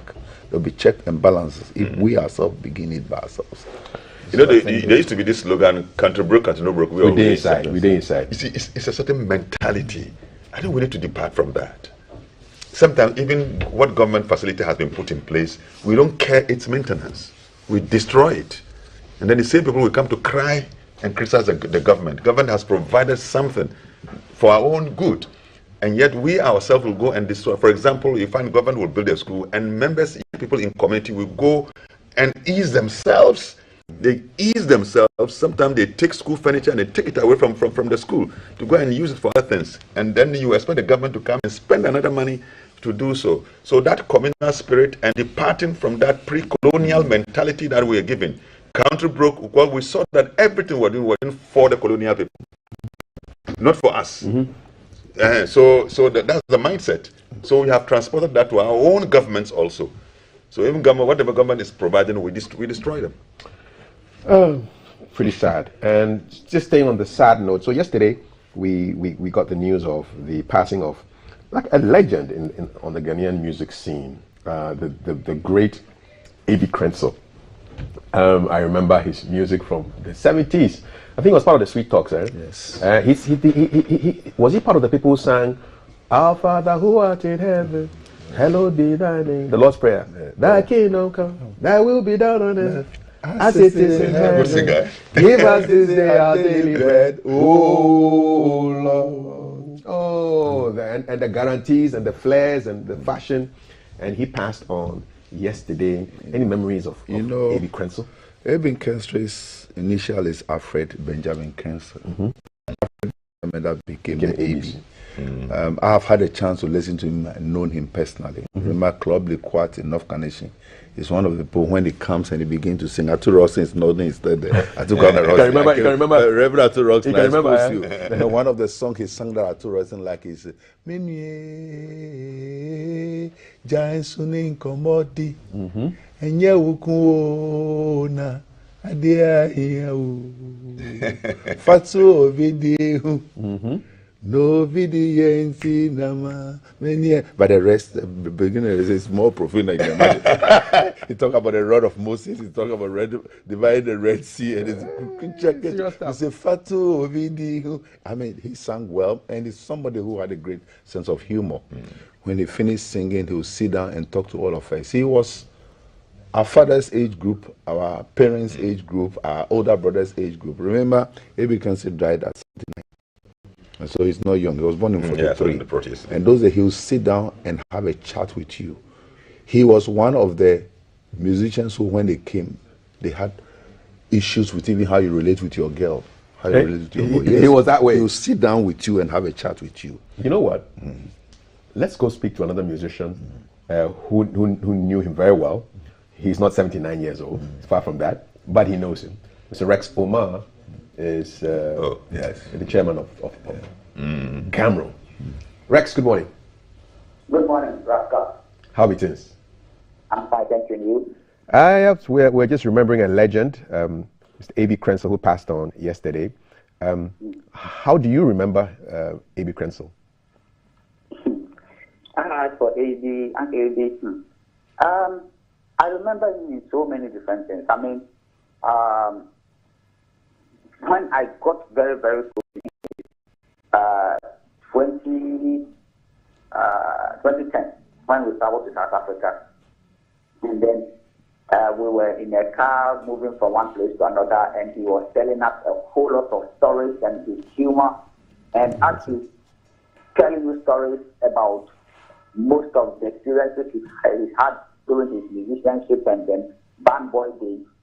At the same time, he will be advising you with how the music industry is going and the musicianship and how they entered and how our generation is going about it. And he is one of the reasons why I also became the chairman of Gamro. When things were not going well with Gamro, he was the one who called me and said he wanted to meet with me. So I went to him and said, look, I know you are a young man and I know you are dynamic, so please take over Gamro. Go and we will support you to try to hear things because we know your passion and we know your knowledge. So he has been one of my backbone when it comes to advices to Gamro. When things get tough, you tell me that it's 35 seasons, don't resign, please, because if you leave it, it will break down and all that. So I was always on conversation, either I go to his house or telephone conversation or something. So it's a big blow. I've not been able to speak to his death. You are the first person I'm speaking to on radio because yesterday morning when I was called, I knew that he had been in hospital. We did what we had to do at Gamro and all that. Even our last meeting, we planned about how we were going to deal with this situation. But yesterday we had the other news, but I believe that God knows best. So may he still rest in peace. Amen. What do you think Ghanaian music has been? Who has he inspired? A whole lot of generation. I mean, you cannot speak about high life music without the difference. A lot of people took inspiration from him. A lot of people, including myself. You can talk about Better Simons, you can talk about Felix Owusu, you can talk about a whole lot of people. Because his music, he's an innovator. If you look at the dimension he took high life music, it was completely different from high life music as we used to know it, So when we talk about dance band, he is epitome of dance band, So his impact will live with the Ghanaian music forever. Rex, thank you very much. I wish you the very best. Chairman of Gamro, the Ghana Music Rights Organization, Mr. Rex Omar, speaking about of the great Ghanaian musician, A.B. Krenzel. A.B. was an ardent follower of my TV program. Okay. He's somebody who, like the father, when I'm preaching, I sing secular music. And one of the songs I sang that he really got touched with, yeah, yeah, yeah, yeah, yeah, Angabeden. It was not a song, but I enjoyed it. Angabeden, yeah, Usunami, yeah, and I used it to preach the gospel. I said that sometimes when God blesses you, your enemy is the one who gets very frustrated, or you move on. And there's one part that sang that he liked a lot of profanity, so that part he liked it. You are saying, when them party pa. Opa fine say when the benya ni ho ye fenso obo ade o intiminti ni ho jayo ade o fenso na o pe o minti minye ho akrajiro da. I finished there. May he rest in peace, and thank you so much, Reverend Dr. Lawrence Tete, the founder, president of the Worldwide Miracle Outreach, and Sheikh for the meat. And regards to the old man, and we Tell wish you the him. best. Our Thursdays are never complete. Please let me congratulate Sheikh. Yeah. This Thank you so act much. you keep doing. Today you brought all of us meat here. And I'm happy to say publicly, before I enjoyed it. Thank you. It looks neat and decent, the way you put it, even the containers you put in the alone. We're gone. And Thank you so much. I'm so very jealous about coffee. We're still chewing. I'm still chewing. What's mine? So that's our show for today, people. Thank you so much. Keep watching GTV Breakfast. You can find everything on our Facebook. I cannot eat the rest of the meat because I counted them for my sons. What a temptation. I'll close it and take it home. Enjoy the rest of the day, and we've got a lot more for you. You stay with us. And enjoy the Abu Crensel. This was my song when I was growing. This was my song, man. I'm a 70s guy. 70s. Check it out. Don't.